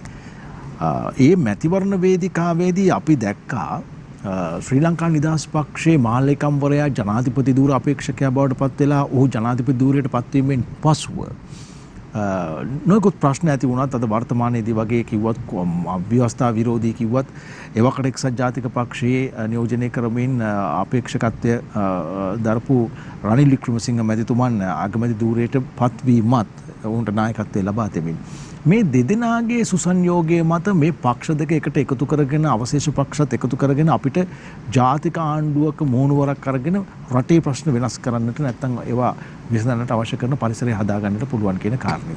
වර්තමානයේදීත් ඔබතුමන් අතෙන් කියවුණා මේක අපි බෙදලා ඉවර වෙලා හරියන්නේ නැහැ. මේක අපි එකට එකතු වෙලා විසඳන්නට අවශ්‍යයි. මුළු පාර්ලිමේන්තුවම අපි කාරක සභාවක් බවට පත් කරගෙන මේක කරන්නට අවශ්‍යයි. හැබැයි අතීතයේ අපිට තියෙන අත්දැකීම තමයි එහෙම කරන්නට ගිහිල්ලා අවසානයේදී සිද්ධ වෙච්ච දේ 2018ට එන්න කලින් මම ඔබතුමාගෙන් ඒ ගැන අහන්නට කැමතියි. දැන් ලෝකේ දියුණු වෙච්ච රටවල් ගත්තම ඒ සෑම රටකම පාර්ලිමේන්තු ප්‍රජාතන්ත්‍රවාදය තුල ඒ රටවල් දියුණු වෙලා තියෙන දේශපාලන පක්ෂ ක්‍රමය හරහා. හැබැයි අපේ රටේ පරිහානියට අපේ රටපත් වෙලා තියෙන මේ දේශපාලන පක්ෂ ක්‍රමය නිසා. එහෙනම් මෙතන වරදක් තියෙනවනේ. දැන් මහා බ්‍රිතාන්‍යයේ අවුරුදු 200කට විතර කිට්ටු වෙන්න මේ ප්‍රධාන පක්ෂ තාමත් තියෙනවා. කොන්සර්වේටිව් පක්ෂ කියලා, ලිබරල් පක්ෂ, ලේබර් පක්ෂ කියලා ඒවා දේශපාලන පක්ෂ හරහා තමයි ප්‍රතිපත්ති හදලා ඒ හරහා තමයි රට හදලා තියෙන්නේ. නමුත් අවශ්‍යතාවකට වගේ අපේ රටේ දේශපාලන පක්ෂ නිසා රට වෙනස්ලා තියෙනවා. ඒකට හේතුව තමයි මම ඔබට කිව්වේ ප්‍රතිපත්ති රාමුවක් මත පදනම් වෙච්ච දේශපාලන පක්ෂ අපිට නැහැ. මේක පදනම් වෙලා තියෙන එක පුජ්‍යලෙක් හෝ එක පවුලක් වටා. අදටත් මේ දේශපාලන පක්ෂ සියල්ල එහෙමයි. මේක නිසා තමයි ඔබට මතක ඇති රනිල් වික්‍රමසිංහ මහත්මයාට අපි 2018-19 කාලේ අපි අනතුරු ඇඟෙව්වා එතුමාගේ වැඩපිළිවෙල ගෙනිච්චොත් මේ රටේ එක්සත් ජාතික පක්ෂය අතුරුදහන් වෙනවා කියලා. අන්තිමට පක්ෂය ඇත්තටම අතුරුදහන් වෙන මට්ටමට ආවා. දැන් පොහොට්ටු පක්ෂය කරේත් ඒකම තමයි. බලය අරගෙන ඒක පවුලකට අවශ්‍ය විදිහට රට පාලනය කරගෙන ගියා. ඒක නිසා තමයි මේ ආර්ථික අහේනිය මිනිස්සුන්ට මේ දැඩි පීඩනය දැනෙන්න පටන් ගත්තේ. ඒතකොට මිනිස්සු දේශපාලනය පිළිබඳව දැඩි කලකිරීමකින් ඉන්නකොට මේ ආර්ථික පීඩනයත් ආපුවාම මිනිස්සු ජනතාවගේ සීමාව ඉවසීම සීමාව නැතුව යනවා. ඒක නිසා තමයි අද මේ රට අරාජික තත්වයකට පත් වෙලා තියෙන්නේ. ඉතින් මේක ගොඩ ගන්න නම් අපි ප්‍රතිපත්ති රාමුවක් මත දැන් අපේ රටේ ඇත්තටම දේශපාලන පක්ෂ වලට ප්‍රතිපත්ති නැතුව වගේම අපේ අධ්‍යාපනයට ප්‍රතිපත්තියක් නැහැ. අපේ සෞඛ්‍යයට ප්‍රතිපත්තියක් නැහැ. අපි නිරන්තරයෙන් උත්සාහ කරනවා පාර්ලිමේන්තුවේ සිලෙක්ට් කමිටි දාලා කාරක සභා දාලා ඉවර වෙලා අපි මේවා ප්‍රතිපත්ති හදන්න යනවා. ඒ හැම එකක්ම කරන්න යන වෙලාවට කොහෙන් හරි ඒක හිර කරනවා. විශේෂයෙන්ම මේ පක්ෂ නායකවරු තමයි මේක කරන්නේ. ඒක නිසා මේ ක්‍රමය වෙනස් කිරීම සඳහා අපි යෝජනා කරේ සර්වපාක්ෂිකව අන්තර්කාලීන වචනේ දැන් මේ වෙන හේතුවක් නිසා නෙවෙයි. දේශපාලනේ මහා මැතිවරණයක් පවත්වන්න සුදුසු කාලයක් එනකන් විතරයි මේ ආණ්ඩුව යන්නේ. ගිහිල්ලා සුදුසු කාලයක් ආපුවාම ඒ පාර්ලිමේන්තු මහා මැතිවරණයක් තියලා සුදුසු කණ්ඩායමකට බලය ගන්න අපි අවස්ථාව ලබා දීම සඳහා රට ස්ථාවර කරගන්න තමයි ඒක ගෙනාවේ. නමුත් ඒකට අපිට පක්ෂ එකඟ කරගන්න බැරි වුණා පාර්ලිමේන්තුවේ. මාසයකට වැඩිය ජනතාවට පේන්නේ නැහැ ඇත්තටම මේ ඒ වගේ අපි කරන ක්‍රියාපටිපාටි. මොකද ජනතාවට පේන්නේ අර පාර්ලිමේන්තුවේ අල්ලාප සල්ලාප උණුහරුප දොඩවන മന്ത്രിවරුන්ගේ මුණු පහය විතරයි. ඒක දිහා බලලා තමයි අපි සම්බන්ධවත් ඒගොල්ලන් විනිශ්චයකට එන්නේ. 225 එපා කියන්නේ ඒක දිහා බලලා. ඉතින් ඇත්තටම පාර්ලිමේන්තුවේ දුර්වලකම තියෙනවා. පාර්ලිමේන්තුවේ කතානායකවරයාට දැඩි වගකීමක් තියෙනවා පාර්ලිමේන්තුවේ විනය රකින්න, ගෞරවය රකින්න. මේවා දකින්නේ ලංකාවේ විතරක් නෙවෙයි මුළු ලෝකෙම බලනවා. අපේ පාර්ලිමේන්තුව කොහොමද හැසිරෙන්නේ කියලා. ඒ රටේ මිනිසුන්ගේ හැදියාව පිළිබඳව මිනුම් දණ්ඩක් විදියට පාවිච්චි කරන්නේ මේ පාර්ලිමේන්තුවේ മന്ത്രിවරුන්ගේ හැසිරීම් රටාව. ඉතින් ඒක නිසා ඒක නිසලස පාලනය කිරීමත් කතානායකවරයෙකුට තියෙන වගකීමක්. අපි පහුගිය කාලේ දැක්කේ නෑ මේ වගකීම හරියට ඉෂ්ට වෙනවා. මන්ත්‍රීතුමනි දැන් ජනතාව බලාපොරොත්තු වෙන්නේ එකපාරටම දැන් මේ මොහොතේ දේශපාලන ප්‍රතිසංස්කරණ නොවේ. ආර්ථික ප්‍රතිසංස්කරණයක් තමයි බලාපොරොත්තු වෙන්නේ. රටේ ජනතාවගේ නැවතිච්ච ජීවන රටාව යලිත් පටන් ගන්නට. කොවිඩ් සමග ඔවුන් මුහුණ දුන්න ඔවුන් පොරබැදපු ඒ ජීවන රටාවෙන් යම් ප්‍රමාණයකට මිදෙන්නට. හැබැයි අවසානයේදී ජනතාවට උනේ අර කබලෙන් ලිපට වැටිච්ච මිනිස්සයාගේ තත්ත්වය. කොවිඩ් වලින් බැට විඳලා ආවට පස්සේ දූරදර්ශී දේශපාලනික තීන්දුව తీරන නිසා අවසානයේ ජනතාව අද දුක් විඳින්න සිටිනවා. එතකොට මන්ත්‍රීතුමනි දැන් අපි මේ සියලු දේවල් පිළිබඳව අපිට කතා බහ කරන්නට තියෙන්නේ ධනාත්මක නොවේ නම් මේ තියෙන මහජන නියෝජිතයාගේ ඉඳලා නියෝජිත ප්‍රජාතන්ත්‍රවාදයේ ඉඳලා මේ ව්‍යවස්ථාවේ තියෙන ප්‍රතිපාදනයේ ඉඳලා ජනාධිපතිවරයා ඉඳලා 225 ඉඳලා රටේ ජනතාව කොතනින්ද හිතන්න පටන් ගන්න ඕනේ? දැන් ජනතාවට ඇත්තටම තියෙන ආර්ථික ප්‍රශ්නයක්. කාගෙත් ප්‍රමුඛතාවය දෙන්නට ඕන ආර්ථික ප්‍රශ්නේ විසඳන්න. හැබැයි ඒ ආර්ථික ප්‍රශ්නේ විසඳන්නේ කවුද? ඒ ආර්ථික ප්‍රශ්නේ විසඳන්න නම් දේශපාලන බලය පාවිච්චි කරන්න ඕනේ. තීන්දුව తీරන ගන්න බලය තියෙන දේශපාලඥයින්ටනේ. එතකොට ඒ තීන්දුව తీරන ගන්න බලය තිබෙන පාර්ලිමේන්තුව ආණ්ඩුව මේ ආයතන ස්ථාවර වෙන්න ඕන. මේ ස්ථාවර වෙලා නැත්තම් තීන්දුව తీරන ගන්න බෑ. තීන්දුව తీරන ගන්න කෙනෙක් නැහැ. ගන්න තීන්දුව ක්‍රියාත්මක කරන්න බෑ. ඒක නිසා තමයි මහ බැංකුවේ අලුතෙන් පත් වෙච්ච අධිපතිවරයා පවා කියන්නේ ඔහුට ආර්ථික ස්ථාවරත්වය දක්වා රට ගෙනිය ගන්න නම් මූලික කොන්දේසියක් තියෙනවා දේශපාලන ස්ථාවරය හදාගන්න. අපේ රටේ දේශපාලන ස්ථාවරය හදාගන්නකම් අපිට ජාත්‍යන්තරයත් එක්ක ගනුදෙනු කරන්න බෑ. ජාත්‍යන්තර පිළිගන්නේ නැහැ. IMF එකට ජාත්‍යන්තර මූල්‍ය අරමුදලට ගියත් අපිට පහසුකමක් ලබා දෙන්නේ නැහැ. රටකට ගියත් දන්නේ නැහැ ඒගොල්ලන්ට අවිනිශ්චිතභාවයක් තියෙනවා. මේ ආණ්ඩුව තව කී දවසක් තියෙයිද? මේ පාලකයා තව කී දවසක් තියෙයිද? ඒක නිසා ඒගොල්ලන්ගෙන් එක අපිට ගිවිසුමකට එළඹෙන්න යම් කිසි ණයක් වෙන්න පුළුවන්, ආධාරයක් වෙන්න පුළුවන්. ඒ කිසි දෙයක් කරගන්න අපිට හැකියාවක් නැහැ. ඒක නිසා ආර්ථික ස්ථාවරත්වයට තමයි ප්‍රමුඛතාවය දෙන්න ඕන. හැබැයි ඒක අපිට ඉටු කරගන්න බෑ දේශපාලන ස්ථාවරත්වය හදනකම්. ඒක නිසා තමයි අපි බැලුවේ මේ පාර්ලිමේන්තුවේ පක්ෂ ભેද නායකයින්ගේ මතිමතාන්තර පැත්තකින් තියලා 225කට එකතු වෙලා රට හදමුයි කියන යෝජනාව අපි ගෙනාවේ ඒක නිසා. ඔබතුමා කියන ওই කාරණේ වර්තමාන පාර්ලිමේන්තුවේ ඉන්න മന്ത്രിවරුන් අතරින් කී දෙනෙකුට තේරෙනවද? එහෙම ගැටලුවක් තියෙනවා. නමුත් තීරණ යම් ප්‍රමාණයක් ඉන්නවා. හැබැයි මේක නොතේරෙනවයි කියලා පාර්ලිමේන්තු පක්ෂ නායකයින්ගේ විශේෂයෙන් ප්‍රධාන විපක්ෂයේ ඉඳලා අනිත් අයට මේ වගකීමෙන් මිදෙන්න බෑ. ඒ වගකීමෙන් මිදෙනවා නම් ඔවුන් ඇත්තටම අපේ රටේ මහජන නියෝජිතත්ව කියන තනතුරට ගැලපෙන්නේ නැහැ. මන්ත්‍රීතුමනි දැන් මෙහෙම දෙයක් තියෙනවා. දැන් මේ වෙනකොට මහජන නියෝජිතයන් බවට පත් වෙලා ඉන්න වර්තමානයේ ඉන්න පාර්ලිමේන්තු මන්ත්‍රීවරු තමන්ගේ ජනතාවට දුන්න පොරොන්දු ඉෂ්ට සිද්ධ කර ගැනීම කෙසේ වෙතත් නිකම් මලගෙදරක අපි දැන් ඉස්සෙල්ලා කතා කරපු මගුල් ගෙදරකවත් යන්න පුළුවන් කමක් නැහැ. මහා පාරේ බහලා යන්න පුළුවන් කමකුත් නැහැ. එහෙම තත්ත්වයක් දැන් තියෙන්නේ. එතකොට මෙහෙම වෙලා තියෙන්නේම මේ පත් වෙන മന്ത്രിවරයා මහජන නියෝජිතයා තමන්ට ඡන්දය දීලා පාර්ලිමේන්තුවට එවන්නේ ඇයි කියන කාරණේ තේරුම් ගත්තේ නැතිකමටනේ. ඕන් ජාතික දේශපාලනේ නැහැ. ජාතික දේශපාලනය තුන හැසිරෙන්නේ නැහැ. ඕන් එන්නේම ප්‍රාදේශීය සභා മന്ത്രിවරයාගේ මානසිකත්වයෙන් තමයි පාර්ලිමේන්තුවට. දැන් හැබැයි ඒ අර ප්‍රාදේශීය සභා മന്ത്രിවරයා කරන්න ගිය මහජන නියෝජිතයා පාර්ලිමේන්තු മന്ത്രിවරයාට අද එතෙන්ටවත් යන්න බැරි වෙලා තියෙනවා තමන්ගේ ජොබ් එක කරපු නැති නිසා. දැන් ඇත්තටම පාර්ලිමේන්තුව කියන්නේ ජාතික තලයේ ආයතනෙන්නේ උත්තරීතර ආයතනෙන්නේ. മന്ത്രിවරයෙක් කියලා කියන්නේ ජාතික තලයේ മന്ത്രിවරයෙක්. හැබැයි පහුගිය කාලයේ පුරාවට අපේ රටේ පැවති දේශපාලන සංස්කෘතිය තුළ අපිව ප්‍රාදේශීය සභා මන්ත්‍රීකේ තත්ත්වයට පල්ලෙහාට දාලා තියෙනවා. මේක ඇත්තටම පටන් ගත්තේ ජේ.ආර්. ජයවර්ධන ජනාධිපතිතුමා. එතුමා මේ മന്ത്രിවරුන්ට දුන්නා මේ විමධ්‍යගත අරමුදලක් කියලා එකක් තමන්ගේ ආසනේ වැඩ කරන්නේ. සමහර කාලෙට ඒ කාලේ නම් ලක්ෂ 50න් 10න් පටන් අරගෙන දැන් ඊට පස්සේ ලක්ෂ 100ට ගිහිල්ලා එක එක ආණ්ඩු එක කාලෙට දේශපාලන අරමුණු ඉෂ්ට කරගන්න මේ මුදල් මේ ආකාරයට മന്ത്രിවරුන්ට දෙනවා. දැන් අපේ රටේ ස්තර තුනක් තියෙනවා දේශපාලනේ.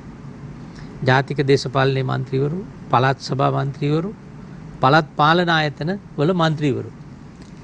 දැන් අද ජනතාව පුරුදු වෙලා තියෙනවා මේ තුන් දෙනාම කරන්නේ එකම ජොබ් එකක්. ඒ කියන්නේ ගමට පාරට තාර ටිකක් දාගන්න, ලයිට් එක දාගන්න. එහෙම නැත්නම් ගමේ වෙනත් අඩුපාඩුවක් සකස් කරගන්න.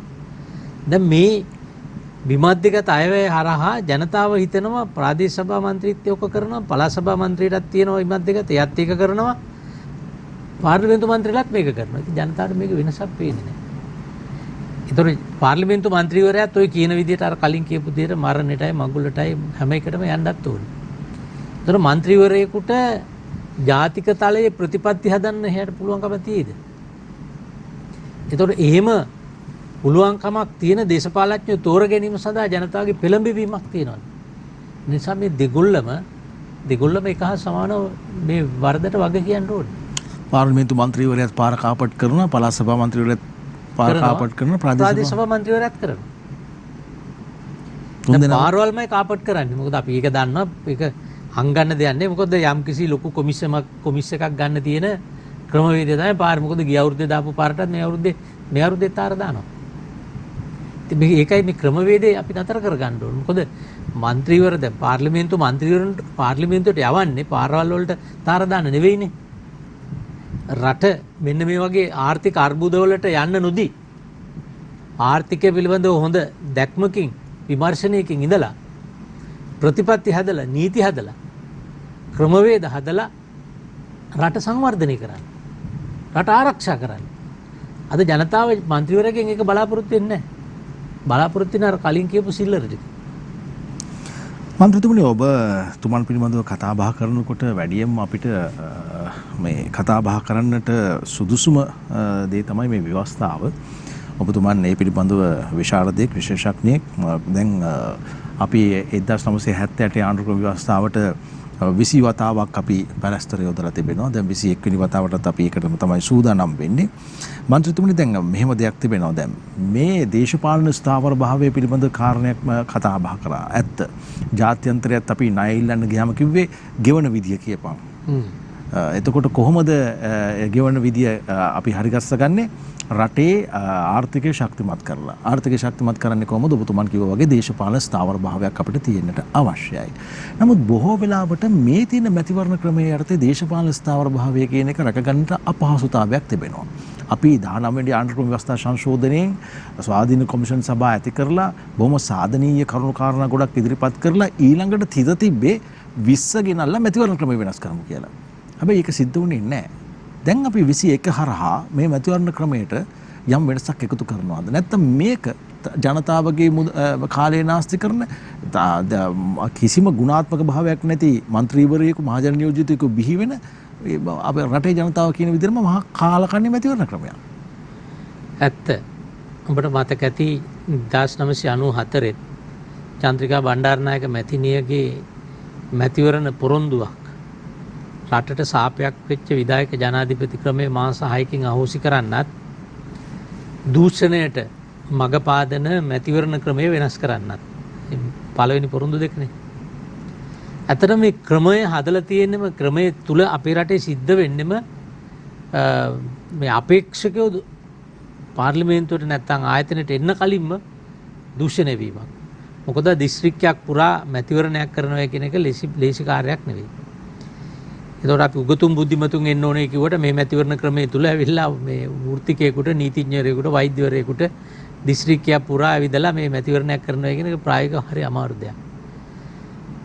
ආර්ථික වශයෙන් දැඩි හොඳ ස්ථාවරයක තියෙන කෙනෙකුට ඇරෙන්න වෙන කෙනෙකුට මේ දේශපාලනය කරන්නත් බෑ. ඉතින් ඒක නිසා මේ දේශපාලන මේ මැතිවරණ ක්‍රමය වෙනස් කරන්න ඕනේ කියන මතයේ අපි හිටියා. ඔබට මතක ඇති දිනසිය ආණ්ඩුවේ අපි 19 වෙනි ආණ්ඩුක්‍රම ව්‍යවස්ථාව සංශෝධනය කරලා ඒක සම්මත කර ගනිද්දී අපි විපක්ෂයේ සමහර පක්ෂත් එක්ක එකඟතාවයකට ඇවිල්ලා හිටියා. ඒක තමයි පාර්ලිමේන්තුව විසිරවන්න කලින් මැතිවරණ ක්‍රමය වෙනස් කරනවා කියලා. ඒ සඳහා අපි පනත් කෙටුම්පතක් පාර්ලිමේන්තුවට ඉදිරිපත් කරලා තිබුණේ 20 වෙනි සංශෝධනය ඉදිරිපත් කළා. ඒ 20 වෙනි සංශෝධනය ඉදිරිපත් කරලා තියෙද්දී අපි කිසි අනුදැනුමක් නැතුව තමයි හිටපු ගමන් උදේ තමයි අපි දන්නේ පාර්ලිමේන්තුව විසිරවලා තියෙනවා කියලා. ඉතින් පක්ෂ ඒ රටේ රාජ්‍ය නායකයෝ කරපු දේවල් වල ප්‍රතිවිපාක අද අපිට භුක්ති විඳින්න වෙලා තියෙනවා. මන්ත්‍රීතුමනි අපි එතකොට කොහෙන්ද පටන් ගන්නෙ මේ ව්‍යවස්ථාවට මේ මැතිවරණ ක්‍රමය වෙනස් කරන එක? නෑ දැන් යෝජනා කරන්නේ කොයි වගේ ක්‍රමයක්ද? ඔව් අපි ඇත්තටම ඒ දක්වා යන්නේ නැහැ. මොකද මේ අවස්ථාවේදී තියෙන්නේ හදිසි අවශ්‍යතාවය. ඒ හදිසි අවශ්‍යතාවයේදී පාර්ලිමේන්තුවට කැබිනට් මණ්ඩලයට බලය ලබා ගැනීමේ අවශ්‍යතාවය තියෙනවා. ඒ නිසා පොදුවේ යම් එකඟතාවයක් තියෙනවා ශ්‍රේෂ්ඨාධිකරණය විසින් කලින් පෙර නඩු තීන්දුව මගින් ඒ පිළිබඳව නිර්ණායකයන් ඉදිරිපත් කරලා තියෙන නිසා මතභේදකාරී දේවල් වලට යන්නේ නැතුව පහසුවෙන් සම්මත කරගන්න පුළුවන් 19 ආකෘතියේ 19 සංශෝධනයේ ආකෘතියේ සංශෝධනයකට විතරයි යන්නේ. ඒ ගිහිල්ලා අපිට මේ මුලින්ම ආණ්ඩු ක්‍රම ව්‍යවස්ථා පිළිබඳව අපේ කාලය නැත්තම් අවධානය යොමු කරන්නට කලින් ඉස්සෙල්ලා මේ රටේ ආර්ථික ප්‍රශ්නය කෙරෙහි අවධානය යොමු කරන්න ඕනේ. නීති ආධිපත්‍ය කෙරෙහි අවධානය යොමු කරන්න ඕනේ. ඒ දෙක කරගෙන යන අතරේ තමයි ඔය ඔබ කියපු කාරණය පිළිබඳව අපිට සාකච්ඡා කරන්න වෙන්නේ. හොඳ අපි මේ අද සඳුදා සුලිය කතිකාවේ අවසාන කොටසේ සිටින්නේ අපි කතා බහ කරමින් ඉන්නේ ජනාධිපති නීතිඥාචාර්ය විජේදාස රාජපක්ෂ මන්ත්‍රීතුමන් සමගින්.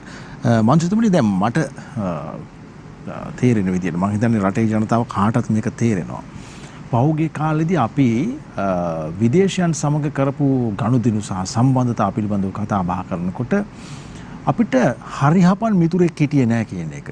අපි එක්සත් ජාතීන්ගේ සංවිධානයේ යම් යම් තැන්වලදී අපි පිළිබඳව ඡන්දය විමසනකොට අපිට ඔවුන් සම්බන්ධයෙන් පෞද්ගලිකව කතා කරලා yaadින්න වුණා අපි වෙනුවෙන් පෙනී හිටින්න කියන කාරණේ. අවසානයේදී අපිත් එක්ක ඉන්දියාවවත් හිටියේ නැහැ. ඉතින් මේ දේශපාලන ස්ථාවරය පිළිබඳව කතා බහ කරනකොට අපිට ලෝකයක ආධාරය මේ වගේ වෙලාවක උමනා වෙනකොට හරි මධ්‍යස්ථ විදේශ ප්‍රතිපත්තියක ඉඳගෙන කටයුතු කිරීමේ වැදගත්කම ඉතාම පැහැදිලි වෙනවා.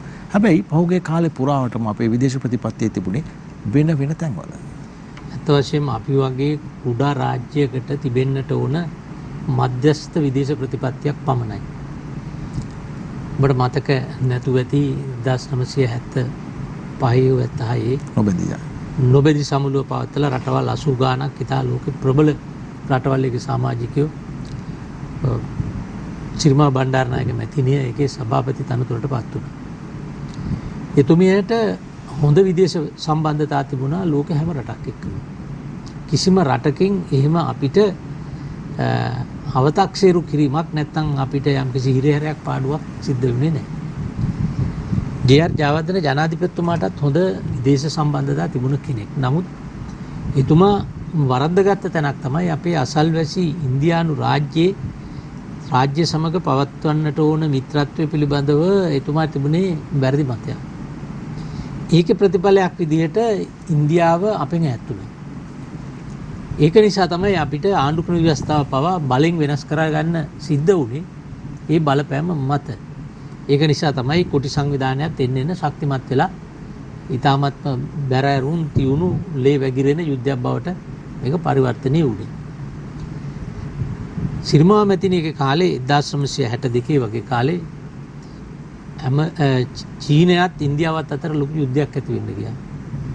හිමාචල් ප්‍රදේශයේ දේශ සීමා පිළිබඳව ප්‍රශ්නේදී මේ පුංචි රාජ්‍යයේ ඉන්න රාජ්‍ය නායිකාව තමයි චීනයටත් ගිහිල්ලා චව්වෙන්ලායිට කතා කරලා ඉන්දියාවේ අග්‍රාමාත්‍ය ශාස්ත්‍රී ලාල් බහදුර් ශාස්ත්‍රී අග්‍රාමාත්‍යතුමාට කතා කරලා ඒ දෙන්න එක මේසයකට ගෙනල්ලා ඒ යුද්ධය වළක්වන්න කටයුතු කරේ එතුමිය. ඒ තරම් හොඳ රාජ්‍ය විදේශ රාජ්‍ය තාන්ත්‍රික ප්‍රතිපත්තියක් එතුමිය අනුගමනය කළා. මෑත කාලේ අපිට සිද්ධ වුණේ හැබැයි ඊට පස්සේ කියන්න ඕන ජේ.ආර්. ජයවර්ධන ජනාධිපතිතුමත් ඔය මහවැලිය ව්‍යාපෘති පහම කරනකොට හුඟක් විදේශ ආධාර ලබා ගත්තා. ණය නෙවෙයි. ඒ වගේම ජපානයෙන් විශාල වශයෙන් ආධාර ලබා ගත්තා. ජයවර්ධනපුර රෝල පාර්ලිමේන්තුව රූපවාහිනී සංස්ථාව වගේ තරුණ සේවා සභාව චීනය අල්ලලා චීනෙනුත් වැඩ ගත්තා. ඔය උපරිමාධිකරණ සංකීර්ණ වගේ දේවල් හදව ගත්තා. මැතිණියත් BMICH එක වගේ හද එහෙම කාලයක් තිබුණා. හැබැයි පහුගිය කාලේ 2005 පස්සේ මේ තත්ත්වය අපිට අගතිදායක ලෙස වර්ධනය වුණා. ඒ වර්ධනය වෙන්න හේතුව තමයි 2006-7 කාලේ හම්බන්තොට වරායෙන් පටන් ගත්ත ණය ගැනිල්ල වාණිජ මේ පොලි අනුපාතය මත දිගින් දිගටම ණය ගත්තේ ඵලදායීතාවයක් නැති ව්‍යාපෘතිවල. ඒතකොට චීනයේ ඒ ණය ලබා ගැනීම හේතුවෙන් අපි ආර්ථික වශයෙන් හිරවීමකට ආවා. ඒ හිරවීමකට ඇවිල්ලා ඔවුන් ලෝක බලවතුන් වෙන්න යන ගමනේදී ඔවුන්ට උවමනාකම ලැබුණා මේ හම්බන්තොට වරායේ ආධිපත්‍යය උන්ට ගන්න. ඔබට මතක ඇති ඒ අවස්ථාවේදී මම ඒකට විරුද්ධ වුණ නිසා මම අමාත්‍ය ධූරයෙන් මාව ඉවත් කළා දා රනිල් වික්‍රමසිංහ මැතිතුමා 2017 අගෝස්තු මාසයේ. හැබැයි එදා ඒ කැබිනට් මණ්ඩලයෙන් එළියට එන කලින් මම පැහැදිලිව කිව්වා හම්බන්තොට චීන රාජ්‍යයේ ආධිපත්‍යයක් ඇති සමාගමකට අපි දුන්නොත් එහෙම මම මේ වෙලාවේ රටවල් වල නම් කියන්න අවශ්‍ය නැහැ. අහවල් රටවල් අහවල් දේවල් අපෙන් ඉල්ලනවා. ඒව දුන්නේ නැත්තම් මේ රට ලේවිලාක් වෙන්නත් බැරි නෑ. ඒක නිසා අපි එක පැත්තකින් ණය උගුලක අපි හිර වෙනවා. අනිත් පැත්තෙන් අපි ලෝකේ බලවතෙක් වෙන්න උත්සාහ දරන පාර්ශවයේ පහසුකම් සපයන්නා බවට පත් වෙලා ලෝකේ අනිත් රටවල් වලින් අපිට පහර වදිනවා. දැන් ලෝකේ රටවල් මිත්‍රත්වයේ ලෙසින් තියාගත්තේ නැති වීමේ ප්‍රතිඵලයක් විදිහට 2015 අපි බලයට එනකොට අපිට GSP සහනේ නෑ ඇමරිකාව යුරෝපා සංගමයක නතර කරලා තිබුණේ. අපිට මත්ස්‍ය අපනයන යුරෝපයට නතර කරලා තිබුණේ. අපි ලොකු උත්සාහයක් දරලා තමයි ගිහිල්ලා ජාත්‍යන්තරයත් එක්ක කතා කරලා ජිනීවා වල යුද අපරාධ පිළිබඳව ප්‍රශ්න සාකච්ඡා කරලා එදා මංගල සමර රැමැතිතුමත් එක්ක අපි මේව නැවත ලබා ගත්තේ. හැබැයි එදා අපිට GSP සහනේ වගේ දේවල් ලබා ගත්තේ නැත්නම් ලංකාවේ ආර්ථිකයට මේක වෙන්නේ මීට අවුරුදු 4කට 5කට කලින්. ඉතින් ඒ නොබැදි විදේශ ප්‍රතිපත්තිය අපි පවත්වාගෙන යන්න ඕනේ. ඒ නොකරපු එකේ ප්‍රතිඵලයක් විදිහට පැහැදිලිවම හම්බන්තොට ගිවිසුම හම්බන්තොට වරාය දුන්න නිසාම තමයි ඇමරිකා එක්සත් ජනපදයේ MCC ගිවිසුම අරගෙන ආවේ. ඒක නිසාම තමයි ඉන්දියාව ඇවිල්ලා අපිට කොළඹ නැගෙනහිර ජැටි ඕනයි කිව්වේ. අදටත් ඒ හම්බන්තොට දීමේ ප්‍රතිඵලයක් විදිහට ජාත්‍යන්තර වශයෙන් අපි යම් කිසි මට්ටමකට කොන්ක්‍රීමකට සිද්ධ වෙලා තියෙනවා. ඒක නිසා මේ ජාත්‍යන්තරය නැවත අපි දිනා ගන්න ඕනේ. කුඩා රාජ්‍යයක් විදිහට අපිට රටවල් එක්ක හැප්පෙන්න බෑ. මේක බුද්ධියත් එක්ක යන ගමන. ගේ පතේ හයියෙන් කරන්න බෑ. ඒ නිසා අපිට ඉතාමත්ම ගැළපෙන විදේශ ප්‍රතිපත්තියක් හදාගත යුතුව තිබෙනවා. මන්ත්‍රීතුමනි දැන් අපි මේ රටවල් සමග කරන ගනුදෙනුව දැන් ඔය ඔබතුමන් ගත්ත කාරණේ ඒ කියන්නේ හම්බන්තොට වරාය චීනයට පැවරීම නැගෙනහිර පර්යන්තේ බැරනම් බටහිර පර්යන්තේ ඉන්දියාවට දෙන එක තෙල් ටැංකි ටික ඉන්දියාවට දෙන එක අපි ඒ තවත් දේවල් තිබෙනවා නම් අපිට දෙන්න පුළුවන් හැම තැනටම දෙන එක වගේ එකක් තමයි එන්නේ අදහස. නමුත් දැන් අද මේ වන විට මම හිතන්නේ අග්‍රාමාත්‍යවරයා කරපු ප්‍රකාශයේ සඳහන් වෙනවා ශ්‍රී ලංකන් වැනි ආයතන අපි පෞද්ගලීකරණය කරන්නට අවශ්‍යයි කියන කාරණය. ඒ එකක් විතරයි. තව ටිකක් ඉස්සරහට යනකොට තවත් බොහෝ දේවල් පෞද්ගලීකරණය කරන්නට පුළුවන්කම තිබෙනවා. ඔබතුමන්ගේ අදහස මොකද්ද? මේ දැන් ඔබතුමන් නියෝජනය කරන්නේ මැතිවරණ සමයේදී පෞද්ගලීකරණය කරපු ඒවා පවා නැවත ගන්නවා. වික්කේව පවා නැවත ගන්නවා. හම්බන්තොට වරාය පවා නැවත ගන්නවා. එකක්වත් කිසිම මේ විදේශ සමාගමකට හෝ පෞද්ගලික ආයතනයකට හෝ දෙන්නේ නැහැ කියන මැතිවරණ පොරොන්දුවක් දුන්න පක්ෂයක්. හැබැයි දැන් ඒ පක්ෂයට සිද්ධ වෙලා තියෙනවා පෞද්ගලීකරණය කියන කාරණය පිළිබඳව ඉතා ඉහළින්ම කතා කරන අග්‍රාමාත්‍යවරයෙක් එක්ක වැඩ කරන්නේ. දැන් ඔබ දකින්න ඇති අද අග්‍රාමාත්‍යවර කරපු ප්‍රකාශයේ අපේ රටේ හිටපු මුදල් ඇමතිවරයා විශේෂයෙන් බැසිල් රාජපක්ෂ ඉදිරිපත් කරපු අයවැය ලේඛනය අනුව අපේ රට අපේ ජාතික ආදායම ආණ්ඩුවේ ආදායම රුපියල් බිලියන 2300ක් කියලා සඳහන් කරාට ඇත්ත වශයෙන්ම ලැබීමට නියමිත ප්‍රමාණය බිලියන 1600ක් කියලාද තීරුම් අරන් තියෙනවා. ඒ කියන්නේ තුනෙන් එකක් වැඩිපුර හිතාමතා හෝ එක නොතේරෙන කමට හෝ ඉදිරිපත් කරපු අයවැය යෝජනාව. ඒතර ඕකනේ අපි පාර්ලිමේන්තුවේ සම්මත කරේ. ඒතර එතනම තියෙනනේ බරපතල කඩාවැටීමක්. ඒතකොට ඒ කියන්නේ ආර්ථික කළමනාකරණය සම්බන්ධයෙන්. අනිත් පැත්තෙන් ගත්තම ඇත්තටම මම පොදු ජන එක්සත් පෙරමුණට සම්බන්ධ වෙන්නෙම දේශීය සම්පත් විදේශීය රටවල් වලට දෙන්නේ නැහැ කියන ඒ ප්‍රතිඥාව මත. ඔබට මතකයි මහින්ද රාජපක්ෂ මැතිතුමා කිව්වා හම්බන්තොට වරායත් අපි ආපහු ගන්නවා කියලා. ඉතින් ඒ විශ්වාසය උඩ තමයි අපි මේ දේශපාලන ව්‍යාපෘතියට එකතු වුනේ. ඊළඟට කොළඹ වරාය නගරයේ කොමිෂන් සභා පනත හදනකොට මම පාර්ලිමේන්තු මන්ත්‍රීවරයෙක් විදියට ඉඳගෙන